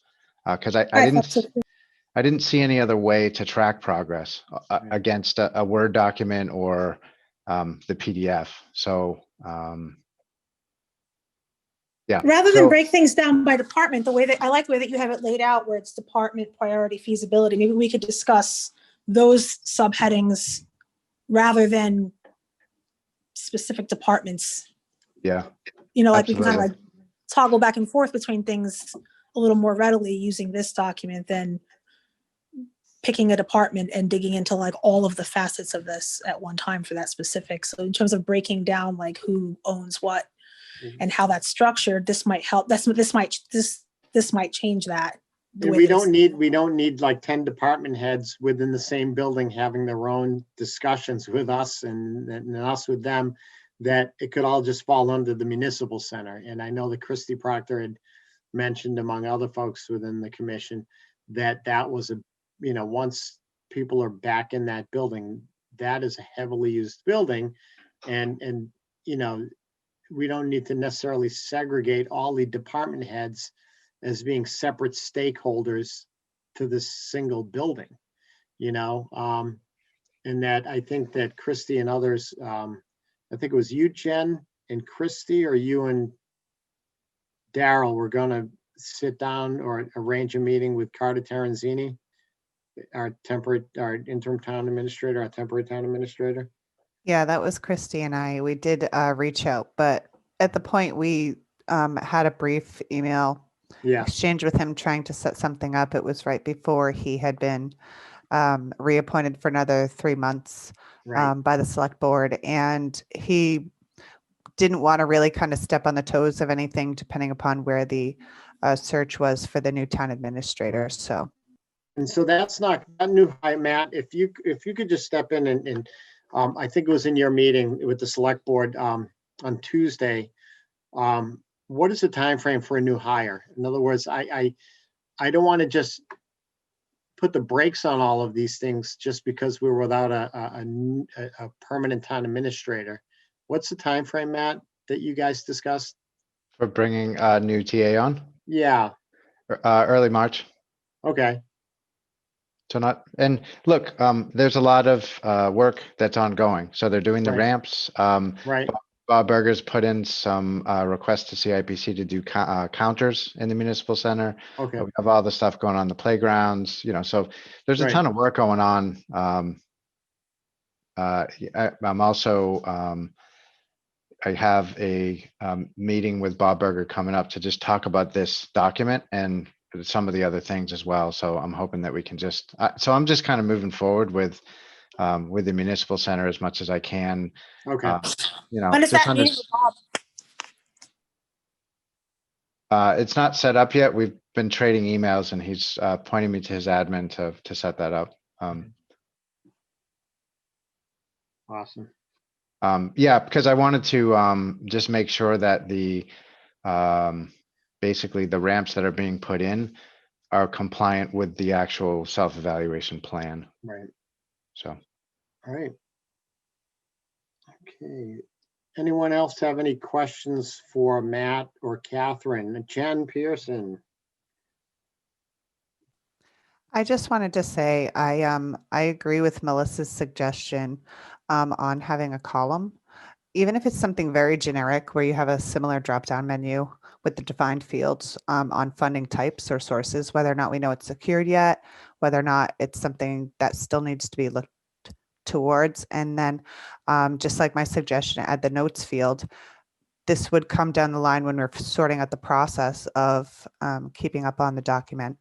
But you could have whoever's updating things. Oh, we know that there's a grant that would apply to this. So-and-so has applied. So they can just put in the note field, updated this day, so-and-so has applied for this grant, waiting for such a time. And that would be the kind where of would be the specific best place, information. Jen, to put that? Do you know? I would say that's a notes thing. Okay. I agree. I think it should be a no. I think it should be something, anything that's like that. Not everyone's going to have a grant. So those are short blurbs with dates and times that we can just throw into there and very quickly glance and say, is there a pending, unless there's some kind of time sensitivity toggle that you can put down in the notes section where it makes those notes have like a flag or something. That's really a Matt question more than anything. It's just like this is the idea. Can you make it work? And it might be something you can just, like I said, just have some generic things, whether or not this is something the town does have budgeted for, something that is already funded through a specific department. You could just put it's already, funded by the department or whatever. And then if there's things that we have to secure money for, or a specific department is looking for a grant for, then that would be monies that are still not, allocated or something we're looking for. So if there's generic words, I'm not sure what would be the best to use. So I think Matt figuring this out might be the best option. Just having generic categories so we know if there's things like we're completely overlooking that are going to take a lot of money. And, maybe we need to start talking to some people about what we might look into to help get that funded. You might miss a deadline for something just because we're so stuck in the weeds about things that, whatever the low hanging fruit is in front of us, we want to get something. So we wind up getting stuck in the weeds because of the way the document was presented to us. This is going to change everything if we can organize this and use this document that Matt made to help us to then move to the next step, which then again would be to determine how this information is going to help us to basically make a formula for how we're going to deal with all of these things. Matt, do you have any input regarding this particular field and the suggestions made thus far? So I think I understand what the ask is. I'm not quite sure whether, so I can definitely add another column for the funding source and potentially another column after that with like a funding date or for me, when I think about spreadsheets like this, it's always how can I filter the information to make it more usable? And so I'm struggling a little bit. We could put in something for funding source, but I'm just wondering if this commission is going to be interested in how this is funding, or if we're just going to identify the owners and our role is to basically ask them to work through their remediation list and they worry about the funding sources. So somewhere in the notes column, you could have a pin put in for update will be provided by whoever at this time, or wherever we're at with somebody, like the last step the last exchange or the last whatever goes in that column, right? Yep. So we know where that is. That's going to be different for everybody. It could be like we talked via email, we went back and forth. It could be funding approved for something. So like all of those things that don't have time sensitive action items, right? Yeah. But then the grant thing, and from a technical standpoint, how this works, I'm not 100% sure, but I would like to see because I think that the risk is that if people are missing a deadline to apply for something, or if we're waiting to hear back from something that is critical, but we know that it's because they're waiting on funding for something. I think having something where you could flag something. Yep. Okay. In a No, straight on a line lot of column these, would we're help going to to have divide those two things recommendations. out. I'm sorry, what? On a lot of these items, and I think if I'm understanding you correctly, Missy, at least from my perspective, there may be times that although there are stakeholders or the owners of these grant apps, to the extent that we hop on board and are a proponent and sign off and are part of the grant application or write a letter of support, that's something we would want to at least be more, in my opinion, proactive on following through, even if there is an owner other than us, to the extent that we've, just like these municipal ADA grants, we know that they're all going to come, we'll hear yay or nay in December. But if we didn't, I would be curious not to just be in a waiting mode from those folks to tell us that things are on track or not, that there'd be some mechanism for us to at least follow through if we haven't heard something. In Yes, terms of the funding column, though, my initial thought was we don't have to be very specific at all. We could simply put funding secured / grant, funding pending, budgeted, or whatever as an in progress sort of thing. And we just make then it funding period and then it'll unfunded. be explained. Just put in the something note. unfunded if there is still no allocation of money that we know of coming from anywhere, just so we know which things are in a future budget, which things are in a future grant, which things are already funded and just in progress, and which things still need money to be found, pretty much. I think it would be So- helpful to clarify if there's a specific mission statement we're trying to accomplish with this document. If correct me if I'm wrong, it's to help facilitate everyone else getting the funding, getting things identified, and whatever it is. It's not to police things necessarily. It's just to make sure, like, hey, like we, there's a grant or something, like just to kind of use it as like a central operational tool. Well, right, I think for if everybody. we go back, if we go back without getting deep in the weeds, if we go back to our broad charge as a commission, it's our role to help facilitate things, and Right. doesn't That's mean what I'm we saying. We have to handhold. use this to help. It doesn't mean we handhold every step of the way, but Matt, is that something that if everyone's on, either we could just do it by consensus or I could take a motion, that you would add a line regarding funding source and we could maybe tackle what that should look like, not necessarily in this meeting. I'm just trying, it's 8:15 and we still have a lot of agenda items to cover. I don't think it's going to necessarily be very detailed discussion, but I'm just being mindful of everyone's time since we did get a late start due to technical issues. How about this? So I think it's a great idea, Missy, in terms of pending grants and our dependence on them. There are other things like budget dependence as well. So one thing I could recommend is we could put a column in to say funding source or potential funding source. Yep. Funding status, which is, applied, approved, granted, Mhm. type of thing, so that we would identify how it's being funded and when it's being funded, so that you could easily look through and see where people could understand that something hasn't started yet because we're expecting a grant's been approved, but actually the funding date for that grant isn't until next June or something. And the Right. same thing would be for the budget, right? So the capital requests will go in, they're not going to get approved until May town meeting, and then they won't Right. actually be able to be funded until July. Right. I would counterbalance that by additionally including any regulatory deadlines that might exist in any of the current codes or, statutes as well. If we know them, we should be including that as like this, technically we're supposed to have this done by such and such date. Because I think it adds a sense of urgency in terms of its priority. If something has to be done every so many years and is not done, waiting till the next year may not be feasible. So we have to work something out.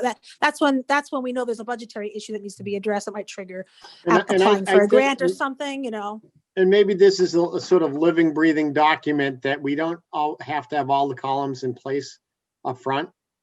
That as we get to that point, we could always tweak things and add columns as they come up.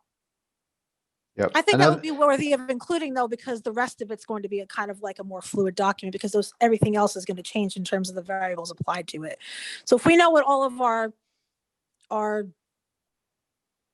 like our hard stops are and everything, like obviously like you said, funding, like the meeting and stuff, like having all that annotated and just kind of having anything that might be of a consideration when the ultimate goal is to determine priority and how to get it done, right? So are you in So- agreement that for starters, by simply adding a funding mechanism column without even having to agree on what that all means, what would be Can you sufficient? do that and add a priority to each individual? Like, is there, how do you flag things so that somebody looking at that who needs to see it can see the deadline to apply for a grant is in 2 months or something for a specific item or something? How do you make it useful? Do you have to divide those two pieces out if there's external deadlines for some things, and then the other one is just like kind of keeping track of where we're at with things in another way? Like, funding is very general and that's good, but in terms of grants, those things they have deadlines that we don't determine. so I would caution us to not overcomplicate this. I think everything that we just discussed should just go into the notes field. What I will offer up is because if we add another, 5, 6, 7 columns with different ways to slice and dice, it's going to complicate things significantly for the people that are actually going to be trying to use this. But I think that type of grant deadlines certainly could go into the notes field. Any text, specific text that we want to highlight at all in that, like the Missy, you talked about putting a pin in. If we wanted to put something in, it's called conditional formatting, where we see grant pending, we want it to be yellow, for Yeah, example. that's what I mean. So you can look at it and say, oh, this is yellow. I need to look at this. Something so that it's visually useful and easy to navigate. I'm not technical. That's just, so you know how to make that work. That's exactly what I'm talking about, is just making it so that it's visible and it's not like you have to hunt through a wall of text in order to. So for it to that's stand fine. out to you. I'm at your beck and call, but I need the commission to tell me what you want to put in for that stuff. So I know. take a look at it. I would invite, Matt, along those lines, I would invite everyone to, number one, reread the self-eval document, including the summaries and the pictures, but also this will give us a chance to reset and refamiliarize ourselves with the task at hand. I also don't want to get lost in the process in talking about process and Right. instead of doing, because a lot of these are low-hanging fruit. We could knock off a lot of this in short order. That's my thinking too, especially the low cost stuff that is high priority and feasible. Anything that just says immediate, it either should be in progress this year or it should be put into the budget for next year if there's a Right. cost. And then that way, what will happen is this document, when you look at how large this document is and you take out the pictures and you tackle the low hanging fruit, and then the things you address in that first year or two, this thing is going to shrink dramatically. Yep. And it's going to be less daunting than it seems, because there's a lot of words and a lot of things are cross-referenced by ADA or MAAB rules and regs and parameters. And I think that this will be a chance for us to sort of have a mulligan if we haven't done our due diligence in reading this document cover to cover. I plan on doing that, and also reading this whole thing page by page. And then we can continue discussing this at our future meetings. Cool. So let me just show a couple of other things. I took all of the room-based stuff from the senior center and the municipal center. There's controls, knob, signage, all of that stuff are in these tabs. Okay. So some of the stuff, municipal center signage refers to the information in here. Okay, So, excellent. and then I just put in basically explanations of what the priority feasibility. So if anybody has any questions about if we go back to the master list, these Mhm. priority feasibility timeframe in the color keys tab, that's what they mean. Okay, So again, this is living, breathing. We have to have some discussion. At the end of the day, we should, because of version control, we should have one person own this and update it. Not it. And so basically, as we're, kind of dividing this up and working with the various stakeholders to get the work done, it should be an individual who basically is feeding that information into the spreadsheet so that we have a single source of truth for progress across town would be Right. my strong recommendation. I would, Right. I tried to take as literal approach to this as I could in just putting the bare minimum information. The only thing that I really added for tracking purposes was a state and department owner or owner. And really that will give us somebody to be accountable for it and also allow us to track. Every other thing in here is a direct cut and paste from the document. So I would say simpler and smaller is probably better for tracking purposes. There are two things that I didn't put into this document. I put in the references to the photos. So, and if you want to look at the photo, you should go to the self-evaluation plan photos page, and that's where you can see the photo. I didn't actually put the photos in this because I wasn't quite sure exactly how to do that. The other thing that I didn't put in here was the MAAB or the other CMR regulation references. Because I didn't feel that those were as important for tracking purposes. And again, if somebody wants those, they can go back to the original document and easily, this is all, since it's all cut and paste, it's pretty easy to go back and find any of these rows in that self-eval doc. Okay. So, Awesome. and that was, to just try to reduce some of the cutting and pasting. And I didn't think that those things were quite as important in terms of tracking. I'm not an expert in Excel as far as sorting data and things like that. I mean, data entry is one thing. But as far as sorting data and categorize it and reshuffling things, I'm kind of in awe, Matt, about what you've accomplished here. Anyone else among us, I don't know about Daryl or Chrissy, anyone among us, Missy, Catherine, Jen, that feels that they're somewhat expert in Excel? I live with somebody who is, if that's helpful to you, Yeah. who would be willing to help me to Yeah, do that if I needed. I mean, I can use Excel. I did use Excel at because work. So. in other words, it wouldn't be fair to somehow this be your task just because you created it. I'm not gonna create something like this, but I could fill something in and I think whatever all we'll need to fits it. do, anybody who's maintaining it should be filling in notes and changing the status. Right. And And- that should be it. And I'll do maybe- it because I'm the clerk, if you don't mind. That way Okay. it's I think it kind of falls a little, that kind of possibly falls under my umbrella with that. If it's just adding in information that's fed to me for documentation purposes. All right, Unless someone else you wants know to do what, that makes complete sense. I can't speak for Christy or Daryl, but I don't think they'd fight you on it. I So- doubt it. Right. All right, All right. So I think maybe next steps on this are for everybody to take a look at it. Roger, if you want to just put this on as an agenda item, Yep. we can kind of formalize how we're going to manage this going forward. And okay, once people have had a chance to actually take a look at it, there's probably going to be some additional questions. I'm happy to maintain the format and the document from a technical standpoint. So if there are any elements we want to put in there, like text to highlight or different types of filters, if there's any formulas that need to go in, whatever you guys want to sort of suggest in terms of elements we can put in to make it more useful. I'm happy to do that kind of stuff. awesome.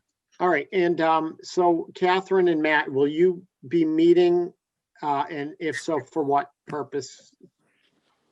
I will send you my availability for the next 2 weeks immediately after this. I've got it all written down so that we can. If we can't meet in the next 2 weeks, then Fantastic. Yeah. I'll get that. I'll make some time and just, I'll invite you to a Teams meeting or Zoom meeting or something. Okay, And yeah. yeah, we All right. can just go over it in a little Yeah. more detail. Thanks. Because Awesome. things Then have I'll finally add, slowed down a little bit in my area, so. all right. Right I'll on. add this to the next meeting's agenda. All right, are we ready to move on to the next agenda item? Sounds Do we good. need to just two things. One is that I agree with Matt that this is a document that we should not necessarily be providing to the public in its current configuration. Did I read you right when you said that, Matt? Yeah, I mean, we could, but I just don't see, I think the smarter thing to do is to use this internally as a tracking document and be regularly providing updates to the public and using this document with our completed status, to just kind of reflect back the progress that's being made against the plan. And I think that's probably the greatest public interest. Right. I agree with you on that. So I would, that's my, just to kind of back him up on that. And the other thing too is, do we need to agree that I'm going to add the notes in now, or do we talk about this in the next meeting, or how do we move forward from there on that? I suggest we talk about that in the next meeting, just Yeah. so we need to kind of discuss what the process is going to be. I know that the commission earlier in the year talked about dividing out the various areas of the self-eval plan to different members, to be kind of responsible for or champion. I think that conversation needs to be gone through again so that everybody understands, like, as I look at the spreadsheet, what's my focus? Like, what areas am I going to work on to try to Okay. help facilitate? So I think that needs to happen. And then, yeah, just a discussion about how we're going to get you that information as it becomes available. And then, just the mechanism of actually doing the tracking. All right. That's, yeah, I think we need to regroup on Yeah. ownership among ourselves. All right. Moving on to digital. Are we all set? I'm just looking at the time. It's already 8:30.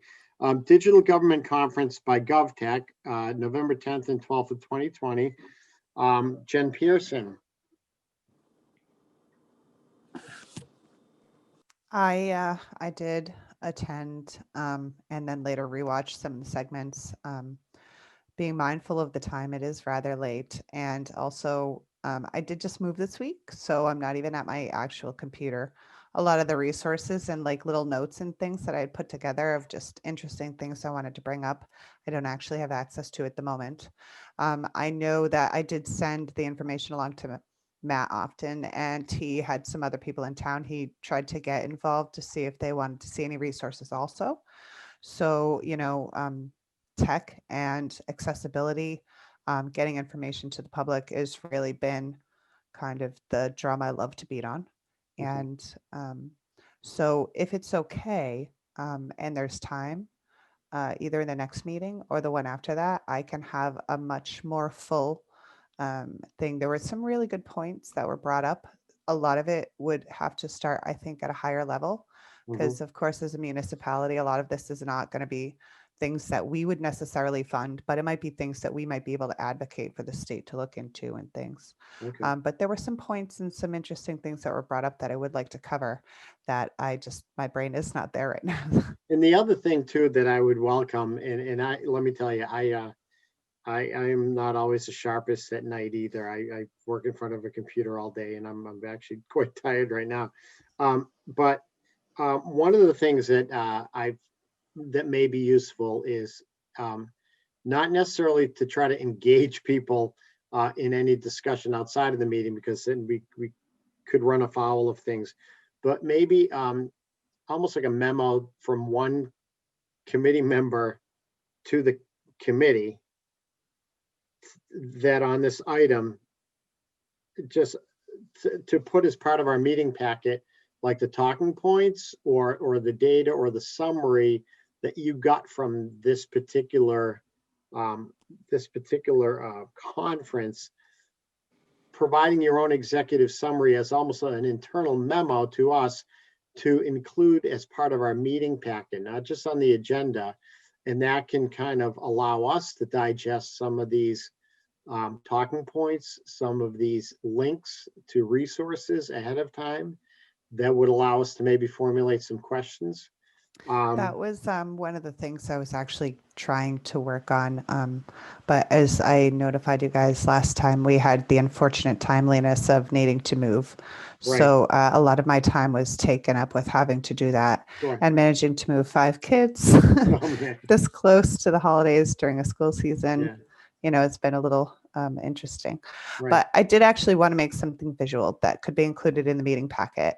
right. I did want to include access. There are some really handy links to some articles that would just really be best looked at if someone was interested, rather than me just trying to restate the obvious that would be accessible through the link. And there's a few small things that I always like to try and include visuals too, because when it makes sense to do so, it's just another way that people learn or can understand a simple concept. And so, yeah, I like to put weird presentations. I know, strange hobby, but I like to put that kind of stuff together. It wouldn't be long. I would try to limit it to like 2 or 3 pages at most, and vary it. I don't like just big text walls, but I was hoping I'd get a And if chance you to do have that. those links, either in memo form or links or even an email to the commission, what I could do is, at your request, I could include that as part of the meeting packet. A lot of committees don't have a meeting packet, but I've made it a point to, when I have a reasonable amount of lead time, that there are materials going to be put before us, either from one of us or externally, that it's not only for our usefulness to be able to digest that in advance of the meeting, but it's also a great public service that the public knows that it puts some context into what will be discussed that night. And so, I mean, I welcome you to elaborate on that between now and the next meeting. Or were you looking to put something up now? I wasn't sure what you were suggesting. Oh, please don't ask me to put No, something up no. now. No, I wasn't. That wasn't an invitation. That was it was a courtesy question. It is something in my ideal world I would like more time on, because I do like to give handouts. I'm that Right. handout person. And that's fine. That's fine. Then take your time, and either at the next meeting or in January. I know we're going to discuss the next meeting date, but I can put it as a placeholder on our next agenda. And if you're not prepared to speak to that, that's fine. But if you are, I mean, if you're not, we can just table that, but at least it'll be on the agenda. Thank you. You're welcome. All right, minutes. Those are a placeholder. We had agreed long ago that rather than lose track of what minutes need to be done, that we put down, even if we're not prepared to vote on them. I know that Mass Office on Disability Best Practices recommends that draft minutes should be put forth to the committee, Disability Commission, approximately no less than 14 days in advance of the next meeting, if possible. And so right now we have 9/17. That was the meeting that Missy couldn't make. And Christy, I pointed out that I believe she had taken the minutes at that point. And then on 10/22, Missy had resumed. And then 11/19 was our sort of meeting, non-meeting, that we should probably just treat as minutes to say, here's what happened and here's why we didn't address the agenda. Because I think committees can tend to fall behind on minutes, in that it doesn't do anyone any favors if the public is trying to see what we're doing and all they see is agendas, but not the minutes themselves. Or if we're going for a grant or we're signing off on a grant, they want to see how active we are. And if you didn't know, you would think, some may think that we're less active than we are based on the sort of lack of minutes, having been posted. I know there was a break of a few months here due to COVID, but I was at the 9/17 meeting. It was the October meeting that I was not at. Oh, Because I have the minutes from the 9/17, the draft. oh, you completed. do? Oh, Yeah. okay. I All don't have right. October. I wasn't in October. But what I was just to stop you for a second, were we gonna talk about process for minutes today, or are we going to go over minutes?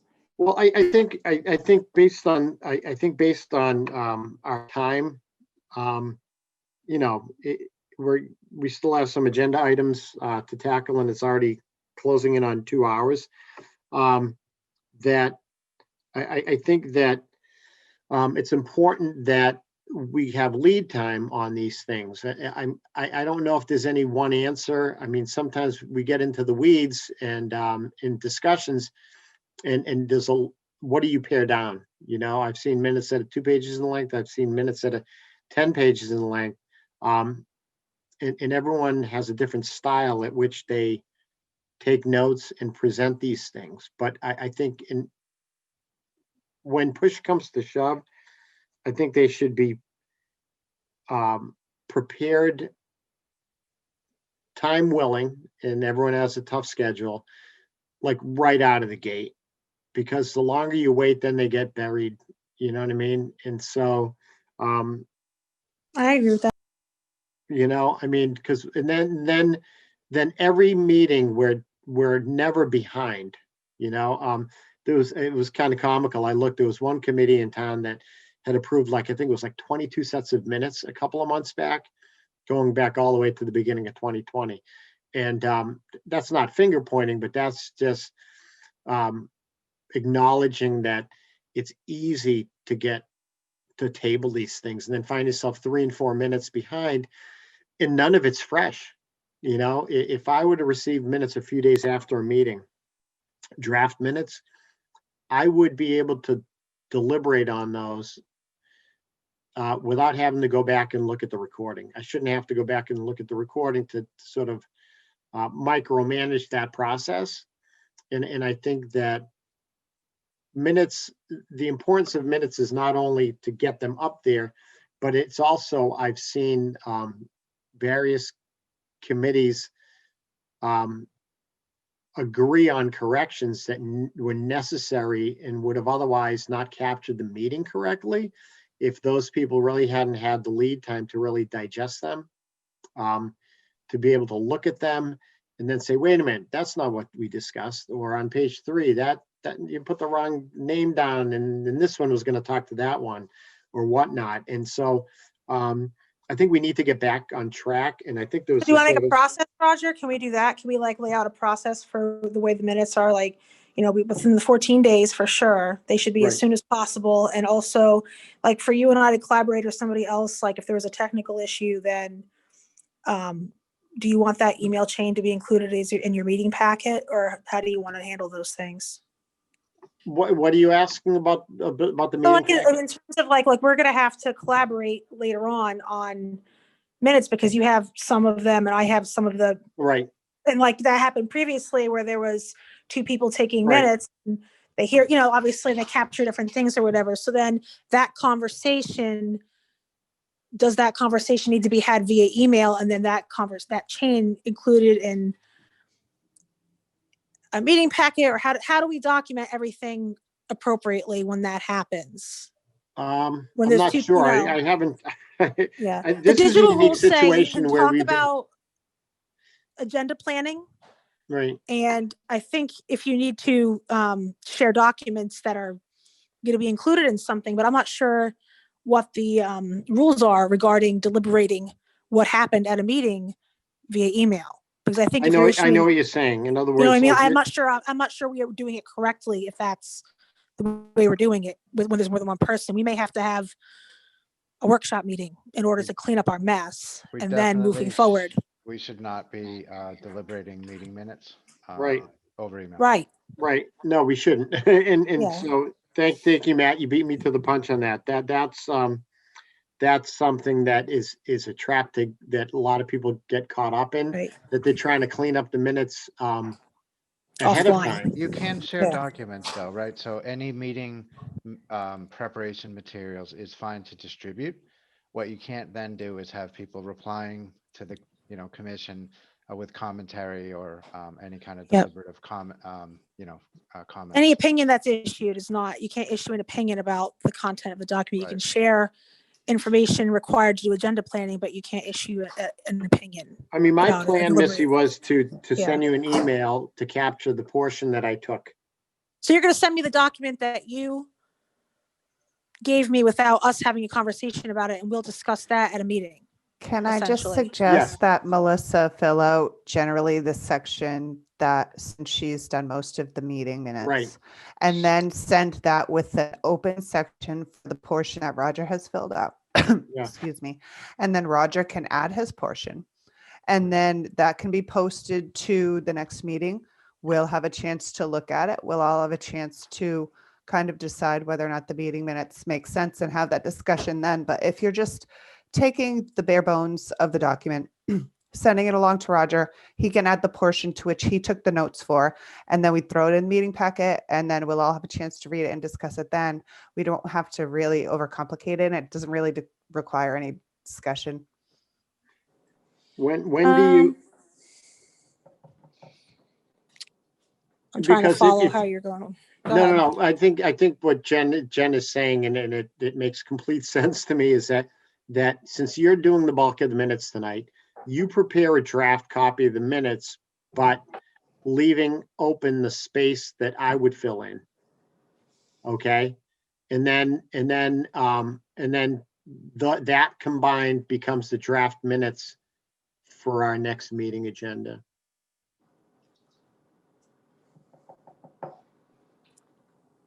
Yeah, you guys just coordinate on it. Yeah, You have And- two sections, just somebody put them together. I'd suggest it's. This is Melissa, what I'll she's do. I will clerk. draft what I have.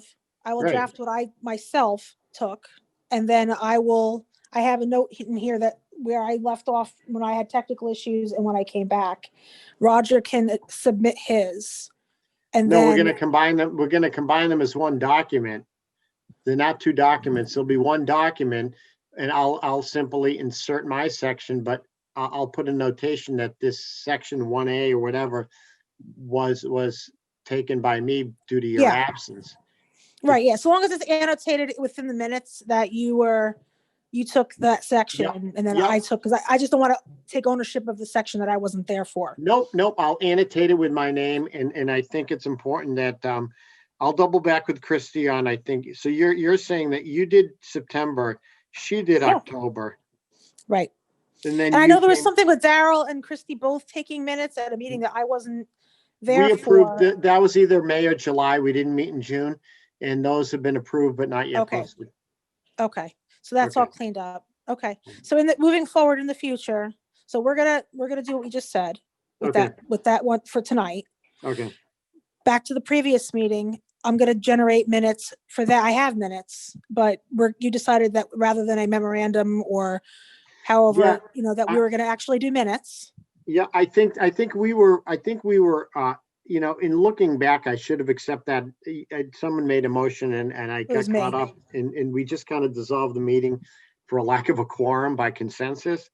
But that, I think we were properly adjourned, but I think Yeah. because of the nature of our commission, we didn't want to leave people out, okay? Okay. Ours is a commission, especially of inclusion, and so. So um, then we're gonna make minutes regarding what happened Yep, at the last meeting. So then my question is, I made a motion to take the meeting to end the meeting, and I believe Matt said he felt it would be wrong to continue. right. So that's what okay. that's what I've made a notation of. So I'm not sure if he would consider that for the purposes of notation, for the minutes that I made, I moved, and I mean, I'm you not could- sure if he would take ownership of a second in that or not. I don't know. I don't recall what, I was caught up and I was kind of flustered, I'll admit, that I mistakenly put the wrong meeting ID number, okay? Right. Even though the link was correct. And so I would have to look at the video, but I think it warrants minutes. I don't think in hindsight, I don't think we were improperly, as a group, as a quorum of a committee. I mean, it was posted, the link was correct, but other methods of accessing the meeting would have excluded people. And so I think that out of fairness, we just kind of we kind of dissolved the meeting by consensus, and so there wasn't any formality to ending it other than we basically dissolved by consensus, and we created by that agreement a lack of a quorum. And so once that happened, that everyone signed off, the meeting kind of ended. And so I don't know if everyone is in agreement that we were properly in session. Not everybody's here to make that agreement who Right, was at right. that session. So what I would Yeah. say is that because I made a motion, I have to note that I made a motion. And then I'm not sure, I'm asking for clarification. Matt, was your intention to second the ending of the meeting, the adjournment of the meeting? I wasn't seconding a motion, but I did think it was probably the right thing to postpone. Right.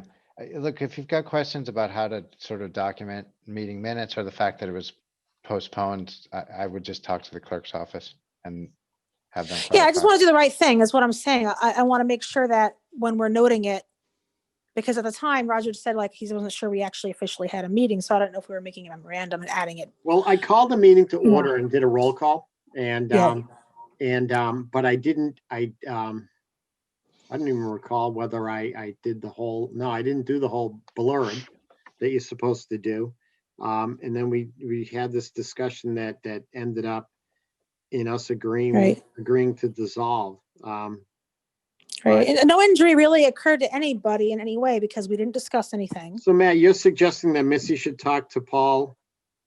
If she's got questions, I mean, Okay. I don't want to overcomplicate this. I know. I just want to get this behind us and posted. Right. Okay. Yeah, so That's just, fine with me. Yeah. yeah, I would just post that we, opened the meeting. We determined that the, call-in information was incorrect and we decided to postpone the meeting. And Okay. something very simple is fine. And so if you could prepare that for the next meeting for us to vote on, because it's technically minutes, Absolutely. or a memorandum. All right. That was so my we'll- question, was it a memorandum, but I'll draft it either way and Okay. submit it, and it'll do the same thing, I think, either way. Well, no, you don't submit it yet. We need to vote on. No, what- to you, to everyone to look at. Right. And meant- so we and would not vote, to we would town. vote on that in our next meeting. All right. And so, all right, are we ready to move on to old business? All right. A municipal training. This is a really busy month.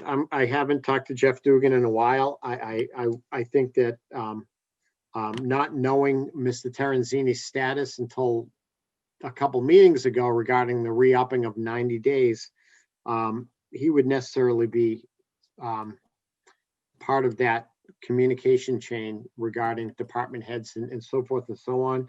So I'd like to see what we could get together for January. I think everyone's in a different frame of mind in December. With people taking time off and the holidays and everything. I think if we can get something knocked off in January, I would like to contact Mr. Dugan to see what his schedule is in January to arrange some type of Zoom training. Everyone on board with that? Sure. All right.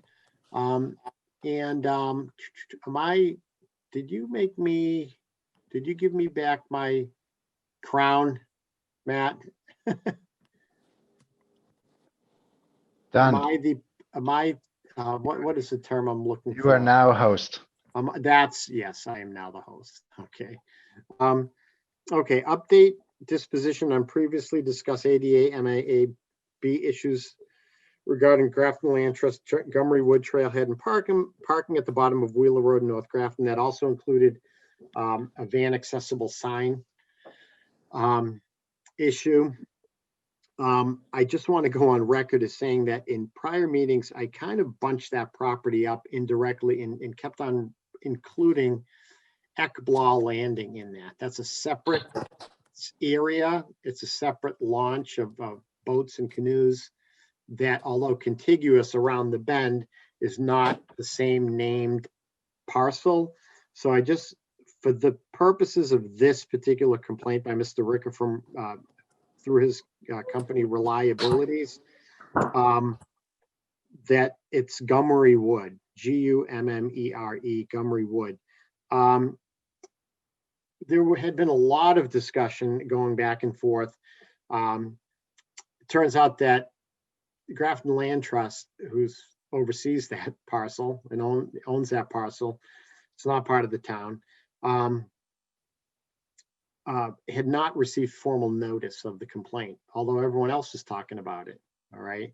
Thus, my email to the commission today, and I guess Missy and Jen, you probably didn't receive that then. It's I will have to resend it to your individual emails. It's basically dated 11/25. It's a first notice by the Mass Architectural Access Board, basically resetting the clock on the issue that Mr. Ricker had filed a formal complaint to the Architectural Access Board regarding the trailhead work that was done by the town to mitigate drainage, silt runoff.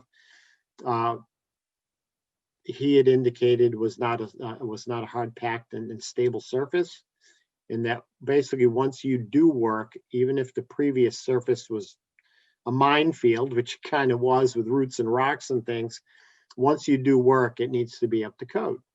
And so in my email, again, Missy, you didn't receive that, and Jen, you didn't.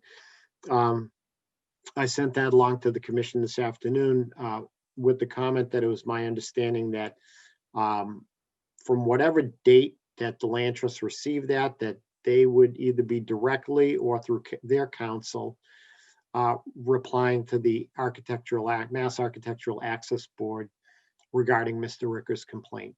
Okay. You may recall our prior discussions that had to do with a number of parties being involved to sort of on an emergent basis address and mitigate the ice that had formed at the bottom of Wheeler Road. You may recall two accidents, one which ended up in a vehicle being submerged, and there was a rescue of trapped occupants. And so on the quick, I guess the town's resources along with Conservation Commission, worked together to see what needed to be done there. Grafton Land Trust apparently said, yeah, go ahead. And the surface that ended up being now the trailhead from the parking lot to maybe 30 or 40 feet into the beginning of the trail is now in a condition that Mr. Ricker had said it is non-compliant with AAB regulations.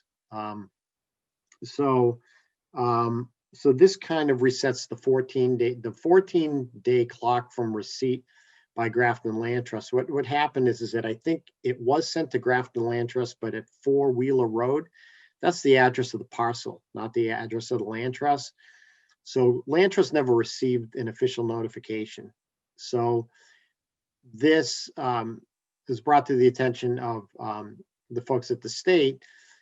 Here is the PO box of the land trust with an 01519 zip code.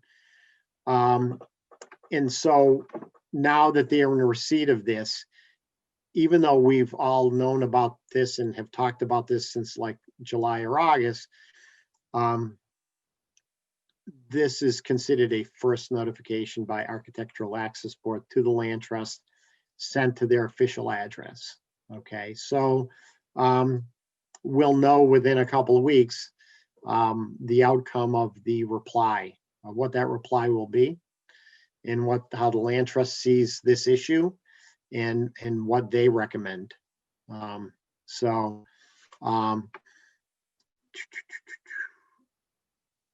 don't see any. I see Scott. Scott, do you have any comments? If you Scott Rick is still listed as being on in the chat section or Q&A. I'm not seeing any comments. I spoke with Scott about this as well, and acknowledged that, and he understands that it's a now listed as I took a picture of this today. It's listed as like an initial complaint. So I guess I'll put on as a next agenda item to see if there's any follow-up on this. It has a docket number and everything. Missy and Jen, I will send that to you. So you have it.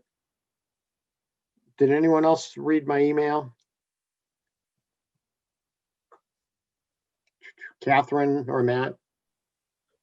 I did, yeah. I had a pretty long conversation with Rob from the Land Trust about this. Okay, Sounds like they're in a bit of a pickle right now.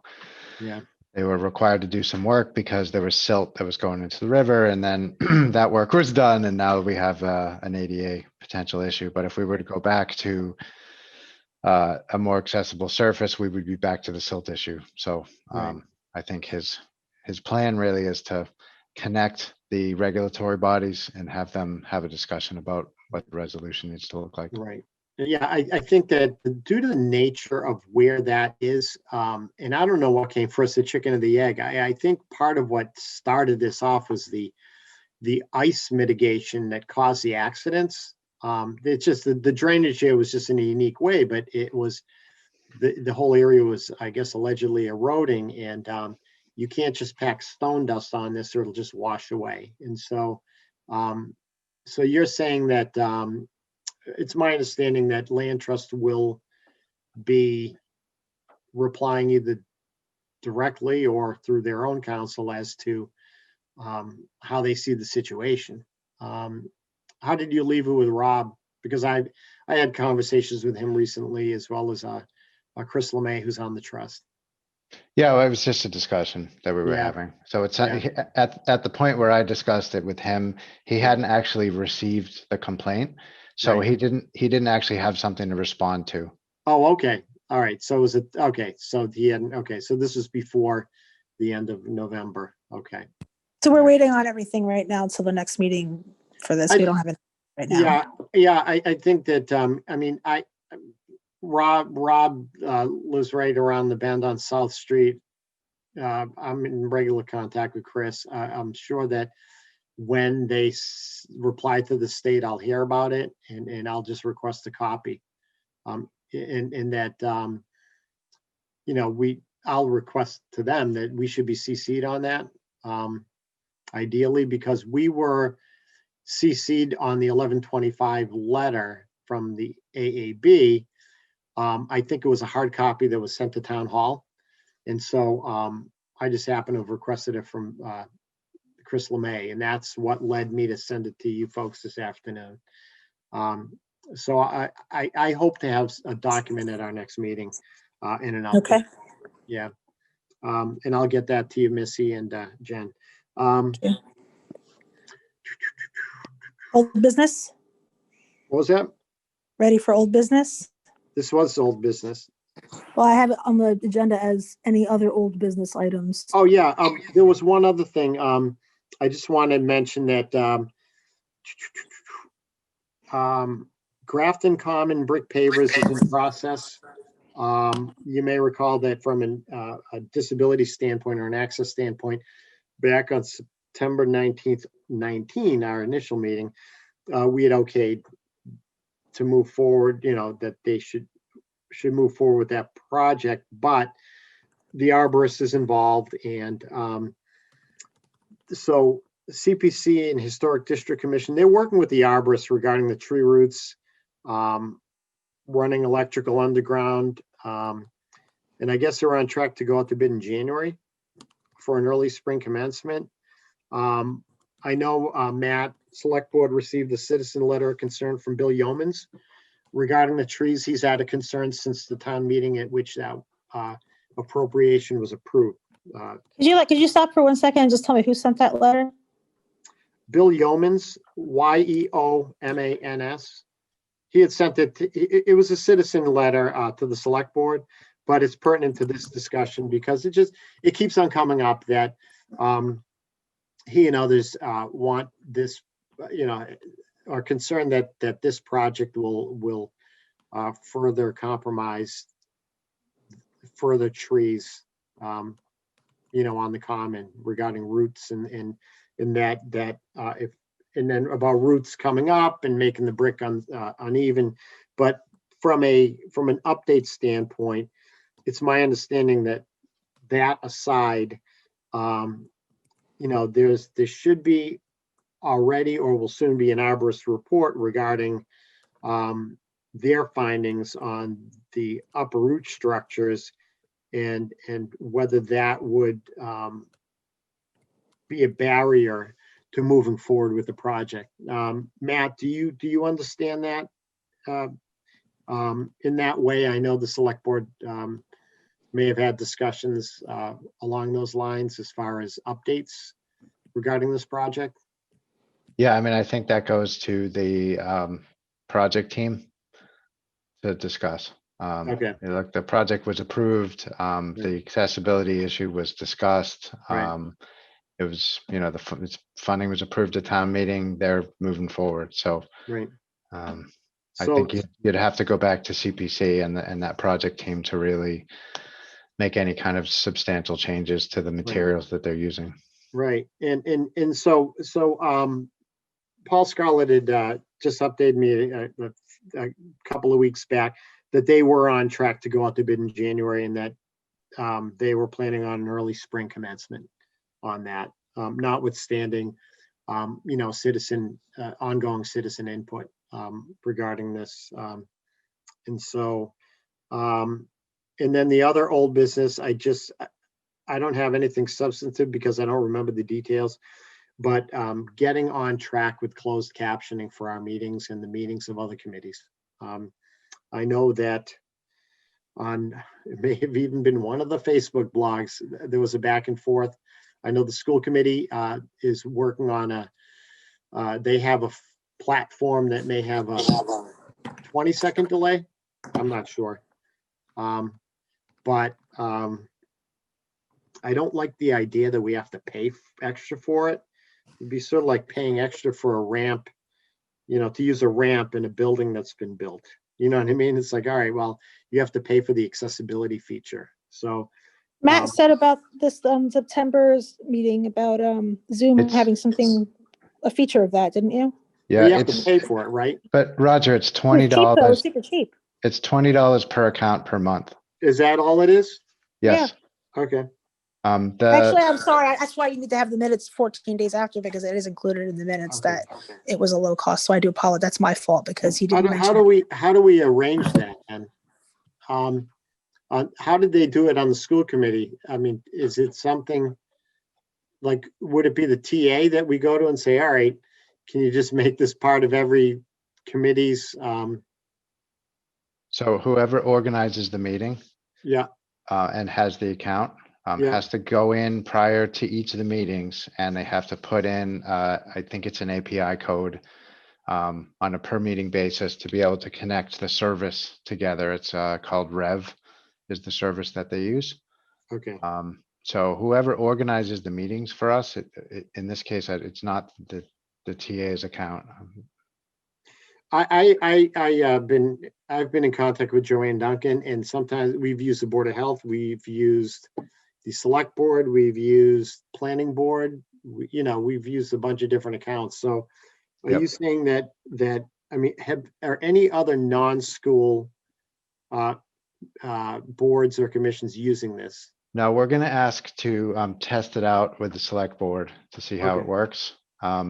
My concern is that for somebody like Joanne, if she's managing all this, you are gonna need somebody to log in on a per meeting basis to put some information in to be able to make that connection between, you know, the Okay. upcoming meeting and the service. So that's something that really needs to be discussed with staff Okay, because I don't want to be putting another thing on to them. And obviously, right, Joanne's part-time, so she wouldn't be able to do Monday meetings, for example. And so there's some logistical concerns Okay. attached to that. okay. All right. So it won't be coming around immediately, but hopefully sometime quite soon.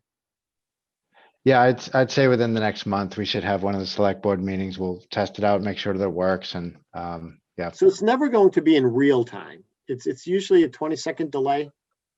It's 4 or 5 seconds. It's not 20. Oh, I thought it was more than that. Oh, okay. No, I mean, I have a little bit of experience with it from testing with Laura. Okay. She was the person that sort of modeled it out. Okay. It was near real time when we tested it out at home. As somebody connecting over the web from another household, probably a little bit more delay, but it was definitely not 20 seconds. More Okay. along the lines of 4 or 5 seconds. Okay, that's really good. But to know. again, for $20 a month, to be able to provide something that is, I describe it as good enough. Okay. I think it's kind of a no-brainer. So whose budget does that fall under? I know that we have a kitty to tap into from accessible parking violations. A few months back, we had $600 in that account, and our commission by the general laws allows us to make a recommendation as a committee that if we have something that is benefiting not individuals, but benefiting the public from an accessibility standpoint, we can vote to recommend the select board to release those funds, however frequently we need them. And I don't know what the balance of that account is, but accessible parking violations, which are $100 a whack, go into this dedicated fund held by the town accountant. So I'll look into that amount. We may have more money than we realize to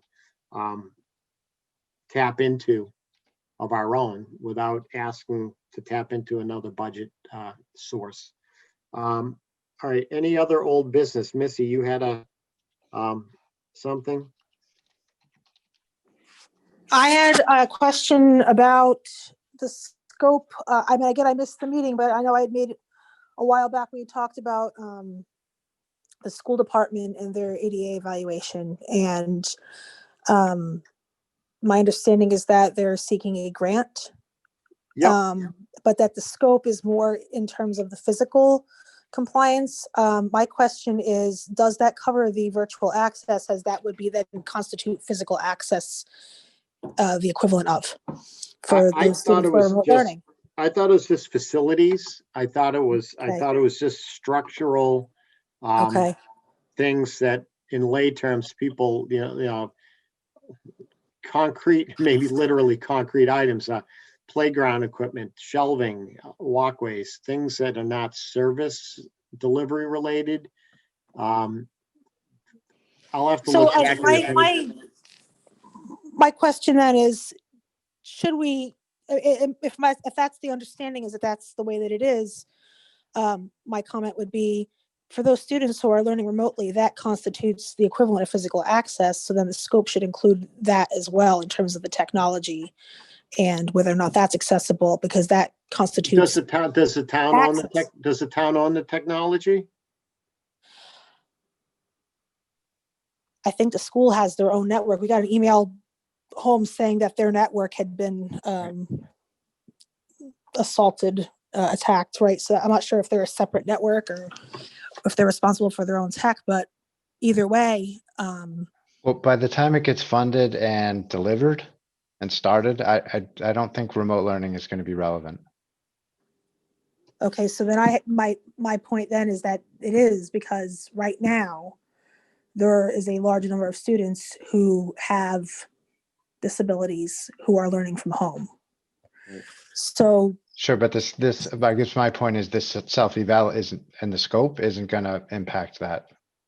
so then what, No, the scope, I think, Missy, you had a question of what the scope was. It's my distinct recollection that it's the physical plant of that which is within the confines of the perimeters of those pieces of land upon which the school buildings and their playgrounds and such reside.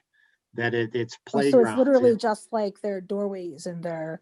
Right, doorway, Well, yeah. but Yeah, nevertheless, the buildings, the buildings and the playground areas. I don't think it's that grant even remotely speaks in scope of service delivery. it's not things about, that it's not service delivery, it's strictly access. It's not about Right.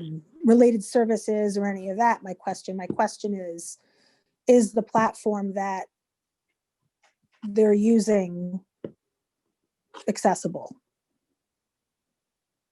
Because that would be like them not being able to get in the door, right? It's like basically the same thing. So either proactively outside of a grant or however, I think that needs to be asked. What if I'll they're do is doing let me something. let me look back at the grant app that Jay Cummings put forth to the Mass Office on Disability. If people are in agreement with that, I will look into the wording of the grant app. My understanding that it was similar to the municipal ADA self-eval, and Okay. that the requested amount actually mirrored the cost of the eventual contract on the municipal side. That $35,000 wasn't a number crunching exercise. It was, let's see on the quick if we can get a grant to do something similar to what the municipal end did. And so it was basically about doors and shelving and playgrounds and things like that. Right. Do you understand my question though, in terms of, Yes. because I think that needs to be, I So- have questions for the school department about how they're addressing access at all. in So terms you of need to the address those platform. with the superintendent, I think, or Right. the principal. Right. And I actually spoke to that at a previous meeting, and I believe that was in September.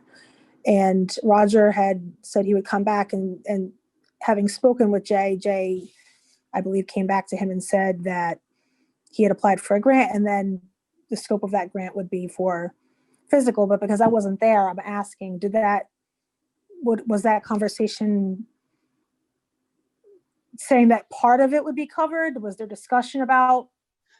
No, my most of that, understanding is, I mean, we don't really know what if this town gets awarded 35K, we don't know whether that will cover the scope of what was initially applied for. And I think that I will certainly look back at the wording of the request, the grant request, but also contact Jeff Dugan as far as what are the parameters that they lay out. In other words, we can't just after the fact, if we're awarded, enhance the scope. And if the state Mass Office on Disability outlines the parameters of how that money can be spent, right. you know, And if it's not going to be, that's maybe a discussion, Missy, for another day, that this particular grant app, even if awarded, isn't necessarily the be all and end all of ADA evals within the district.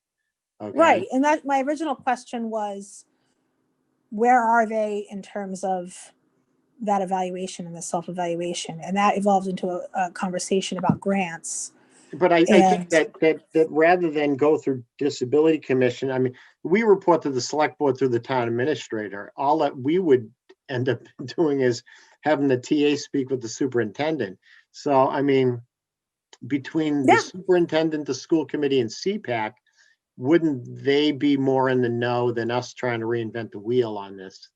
I think what we agreed a couple meetings back was that we were going to ask to see where they were at and how they intended to move forward with their evaluation. Right. And I don't think our discussions really necessarily nailed down the scope of what that was.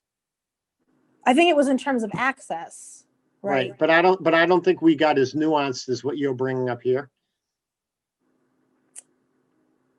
I'm not sure where you're coming from with that, because No, my understanding and my recollection, I could be mistaken, was that the nature of them going for a grant, okay, for an ADA eval was similar in scope to what the municipal side did.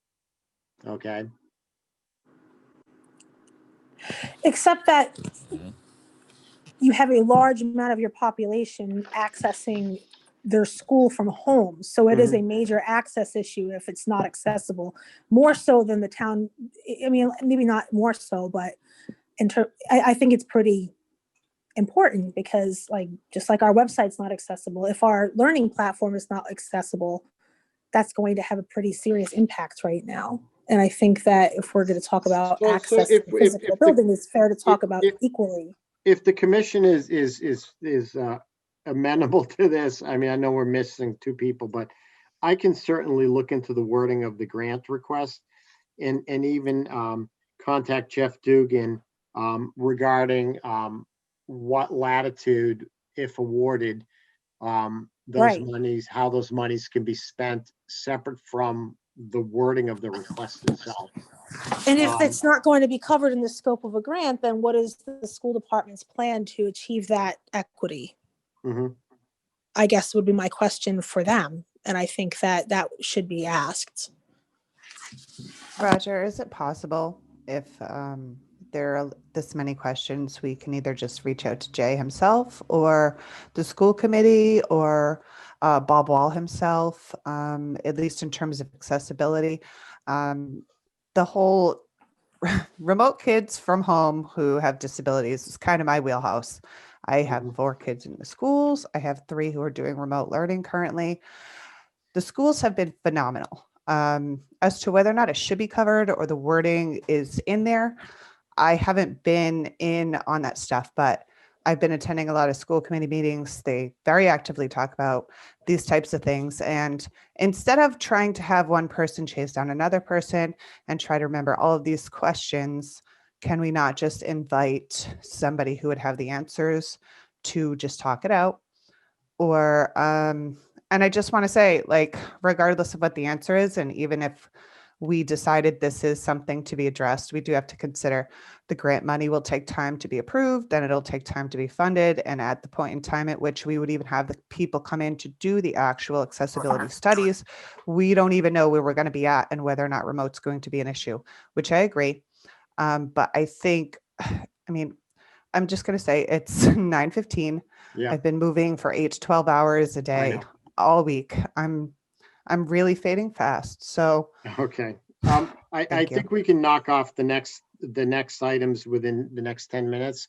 I- Okay, so are we moving it to the next agenda then? Or because I feel like this is now like the second or third meeting that we've kind of talked about this and not really I had know. a strong And the answer. thing is And that I fully don't appreciate- know, Missy, whether we're duplicating the tasks of people. It's a full-time task of the schools and the school committee and even CPAC to be monitoring these things very closely. For us to jump in this late in the game, I don't know whether that's just going to muddy the waters. I mean, we could certainly, Well, I asked about this in January. Almost, actually, when was? so, I could contact, if the committee's okay with this, I could just give a shout out to Jay and say, what are the types of ADA evals that you see coming forward within the district, including remote access? I think it's that simple. And I would then- say to include the question of what has the district what has been considered, and I'm sure it has been considered, in order to provide equity across learning platforms, and not just in the students who are physically in the building, for those with disabilities. What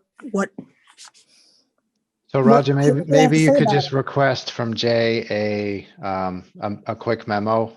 Yeah. To update the commission Right. with in our next meeting, Okay. asking him about what their plans are for the learning platform to provide equity across the learning population. And yeah, the school committee's talked about this extensively. I'm sure.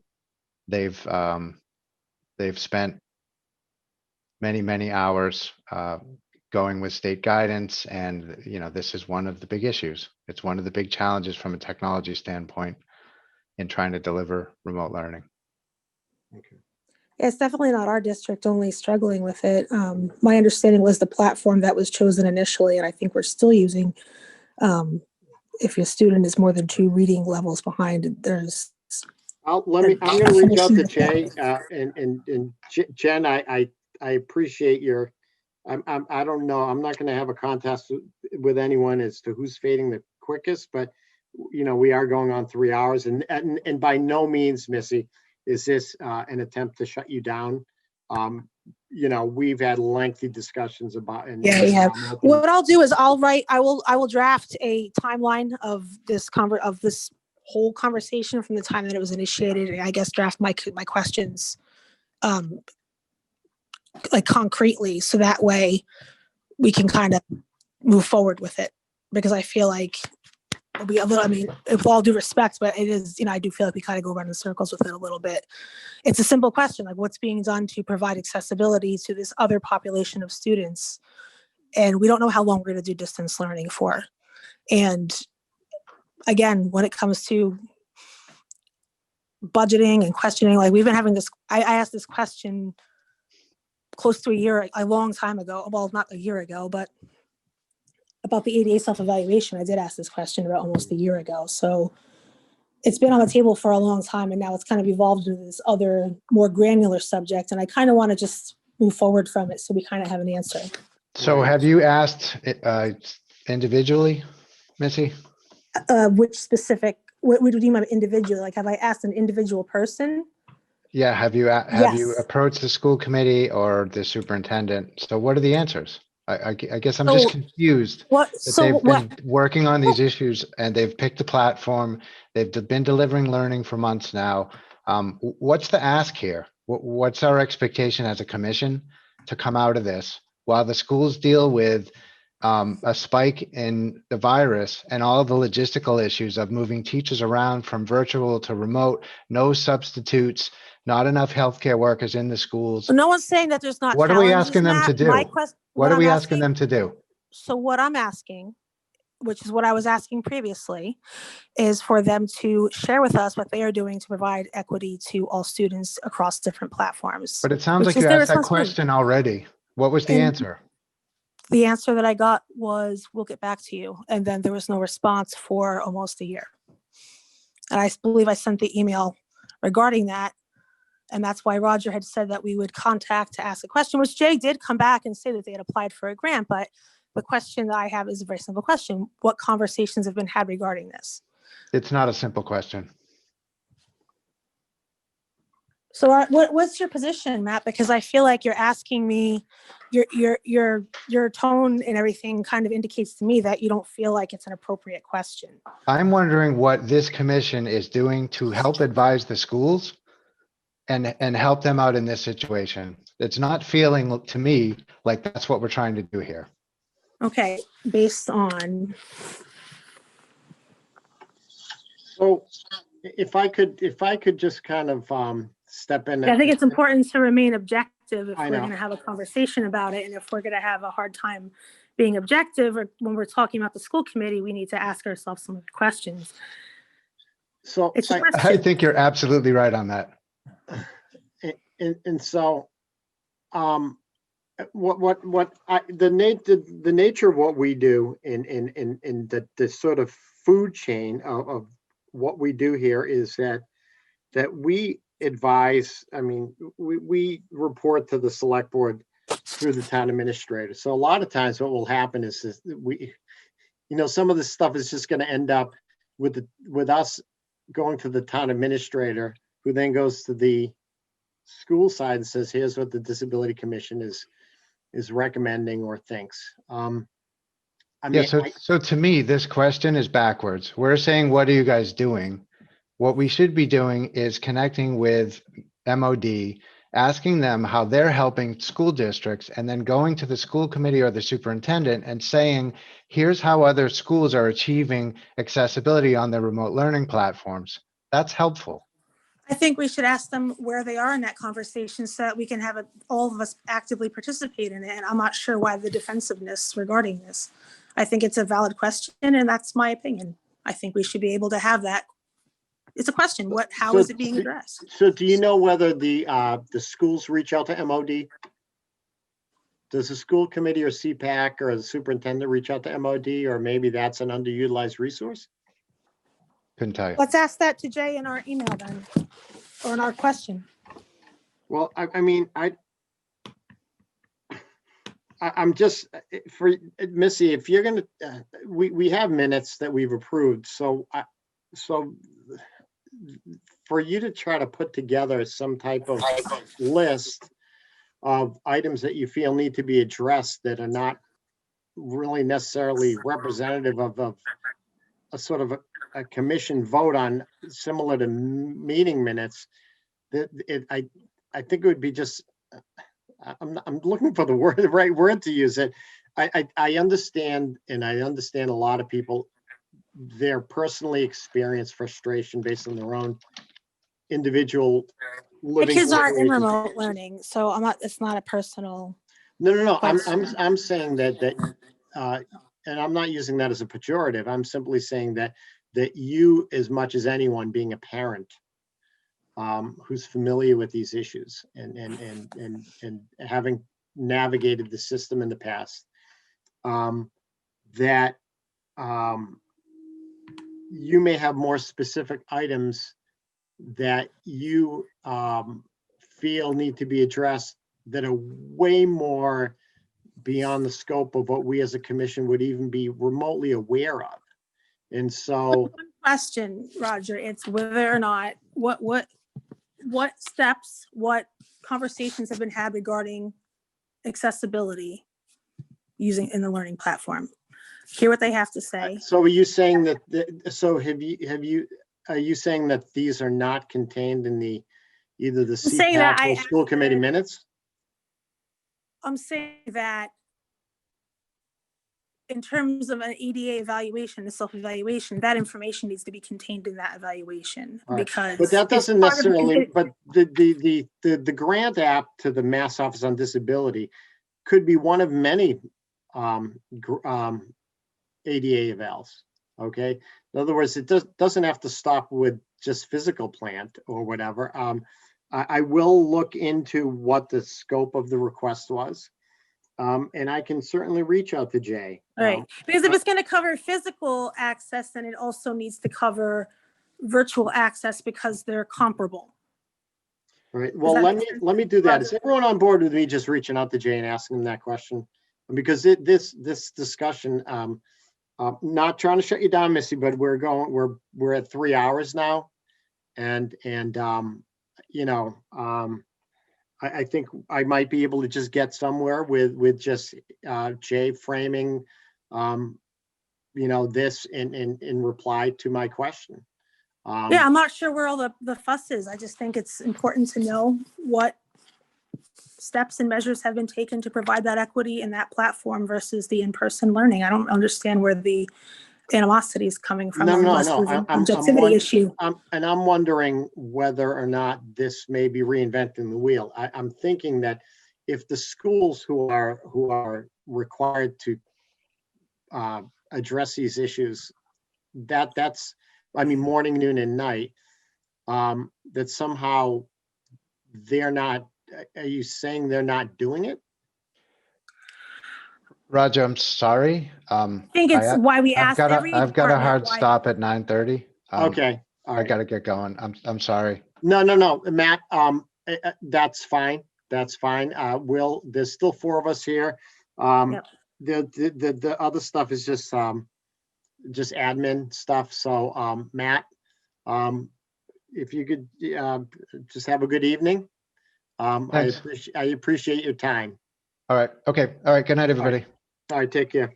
Right. All right, so this, Let me answer your question though, Roger. So it's not about whether or not they're doing it or not. Every department did an ADA self-evaluation. All right, I specifically stated the date that I asked. I sent a very short email saying, can you give, and we talked about it, can we give us the status of your ADA self-evaluation? We'll get back to you. Clearly, a lot has happened since then. all right, a so lot basically Happened then, since then. So it's just, so what ADA self-evaluations are ongoing or are planned? right, so then this conversation about the ADA self-evaluation, when we brought it forward again, because we hadn't heard in a long time, you asked again, and then Jay came back and said, we're applying for this specific grant, and that covers physical All right. and whatever Well, it covers, then- which then is you know what, fine, but Missy, it could be but it as doesn't easy answer my as, question though. all right, then I think it's as easy as me asking him what ADA self-evals are planned aside from the one Right. that it's applied for.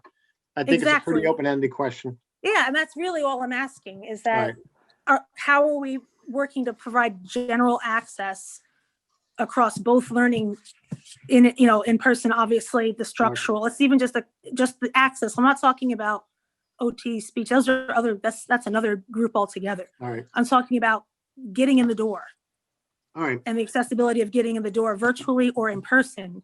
If we're going to have a grant that's going to focus solely on physical, we need to make sure that we're also, even if we're internally Then I'll- discussing then I'll- it, how are we providing that access equally? then I'll ask him that question. Yeah, right. that's it. All right, That's cool. all. All right, under new business, I put these as placeholders, library building update, including accessibility. It's in process, the building's being built. DPW, new occupied building, including accessibility. We can certainly address this. I just want to put this as a placeholder to start the conversation. And then any other new business items, I don't have any new business items other than, and if you could note this, I indicated, and I'll send this email along to you, Missy, and to you, Jen, about Scott Ricker's complaint about Mike's Mobile on across from Stop and Shop on Worcester Street, about the customer shed that they set up that has a step up into it, and I don't know what the door widths are, but Scott had indicated that's an inaccessible space that should be accessible to the public, and that the way it stands now, he's saying that it's not accessible. So he made a complaint to Bob Berger and Mass Architectural Access Board. I'll send that along to each of you. And then I know there's only 4 of us here. We all in agreement of keeping the regularly scheduled December 17th, 6:30 meeting in place. I'm okay with it. I think we can get some stuff done. Yeah, I'm good with that time. Okay. Yep. All right, I will accept a motion to adjourn. I Anyone? make that motion. Okay, Jen makes a motion to adjourn. Do I have a second? I second. All right, motion made by Jen to adjourn, second by Catherine. By roll call, Catherine. Aye. All right, Jen. Aye. All right, Missy. Hi. Roger, I declare the motion carried. This meeting is adjourned at 9:34 PM.